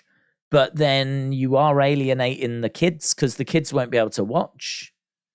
I can't see any way that we're going to go adult. I can't see any way we're going to go TV-14, because why would you turn your back on, like, kids? And why would you, like, make selling tickets even harder? And why would you alienate a load of your sponsors? So, I don't know where that's come from. But I'll believe it when I see it. Let's put it that way. I'll believe it when I see it. Nyla Rose on Renee Paquette's podcast revealed she did several tryouts. She said she passed with flying colors. She said WWE were nice, but said we like you, but we don't know what we can really do. Days, the cinnamon toast at Mania was Sol Ruka, was it? Was it? Oh, that's a fun fact. I like that. I didn't know that. Sol Ruka inside the cinnamon thing. That's fun. It makes sense as well, because they do turn to NXT talent to kind of give them a little taste of those moments. Obviously, we all remember Triple H's entrance with Alexa and Sasha and Charlotte. So, you know, if they have gone and got an NXT talent like Sol Ruka and put her in there, then yeah. John said if Punk doesn't show in Chicago, that will be disappointing. Yeah, it will. I personally can't wait to see how the crowd react if that's the case. I want to see a tampon running around the ring. I don't need anything sex or BS, says Hated Badass. I to be honest, I don't think it's needed either. I don't think it's needed. I think the advantages you get by going more adult. I mean, what do you get? What, a bit more bad language, a bit more bloods? I mean, really, what more do you gain? I just think that I think the PG restrictions are workable. I just think that you need to tell. I mean, look at the Bloodline story. The Bloodline story has been universally praised. You can tell great stories in PG, in a PG environment. And look at like Gunter's matches, his matches with Sheamus, his matches with Ricochet. He had a great one with Ricochet at Christmas. The WrestleMania match that they had. Look at Charlotte and Rhea at WrestleMania. Like, look at Cody and Seth last year. You know, Roman's matches, his match against Sammy. There's loads of great matches that we've had in PG. So again, you know, I don't think PG is means we can't tell great stories. It doesn't mean that we can't put on great matches. It doesn't mean that we can't tell great promos. There's been great promos in WWE. It just means that you do have some restrictions. And to be honest, it's creative. It's creative. It's Vince. They're the ones to blame for people wanting to go TV 14, because I think in people's minds, more blood more bad language is going to make for a better product, but it might not. You might just have the same product, but it might just have some blood. You might have the same products, but it might just have some more bad words. But at its core, it's still the same show. Like, what you actually want, I don't think is TV14. I think it's better booking. I think it's better stories. I think it's better in-ring matches. I think it's character development. And I really don't think going from PG to TV14 necessarily achieves those things. It certainly takes some restrictions away, but it's not the magic solution. It's not what's going to magically make everything better. It's not going to take the show that you think is it's all right and make it, oh my god, unmissable. You know, it's not going to magically take us back to the Attitude Era. Because guess what? We ain't got The Rock and we ain't got Stone Colds and we don't have those kind of ingredients. We don't have, and it's a different time as well. I mean, the stuff that they were getting away with in the Attitude Era, you wouldn't get away in this modern world. You couldn't do the Attitude Era in this day and age. You'd be cancelled, right? There'd be too much of a social media backlash. So it's a fine line. It's a fine line. I wouldn't be opposed to TV14, but I certainly wouldn't be doing cartwheels saying this is the solution to WWE's problems. The solution to WWE's problems is better booking, is better creative, is better storylines. The fact that we just haven't had any storylines as big, as interesting as the Bloodline, I think is a real shame. I mean, Raw could really have benefited from a storyline as engaging as the Bloodline. The closest we've got has probably been the Edge, Judgment Day, Mysterio story, which has been good, and it's definitely had moments, but pales into insignificance when compared to the Bloodline story. So the fact that we weren't able to create something equally as compelling as the Bloodline over on Raw, that's not a fault of the rating. That's a fault of creative, not being creative. And in all fairness, I don't even know how much credit they can take for Bloodline, because I think a lot of that work's done by Roman and Heyman and Usos and meetings with Triple H. And I don't even know how much of that has come from creative as well. So I don't know what they're doing creative. Don't know what they do. Just have a party. Sit around. I don't know how Moxley could bleed more than he has in the past, and even if he can bleed more, I don't want to see it, says John. Are you kidding? I would love to see Sheamus and Gunther busting each other open during a Monday Night Raw match, says Delayed Greats. It doesn't bother me. I think what we've had from Sheamus and Gunther, I mean, their match at SummerSlam, for example, I believe got 5 stars from Dave Meltzer. So is it going to make it a better experience? Is it going to make it better? It may make it hit a little bit more, but I would make the argument that if you're going to do blood all the time, you're just going to end up with where you are with AEW, which is that you just get desensitized to it. So, if you do see lots of bloods, it's just, it's a Moxley match, more bloods. So, I mean, if there's a way of doing blood as an exception once in a while for a match that you really think would benefit from it, which, to be honest, we might even be in that position, because didn't Brock get busted open at Backlash? And apparently the word on the street is that was meant to happen as well. Brock can get away with doing that because it's Brock. So he felt that blood was necessary for that match and he busted open.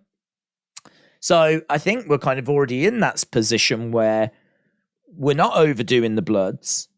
We can do a bit of blood if we need to, although it was Brock being Brock. Could Gunther and Sheamus get a bit of colour? I would hope so, to be honest.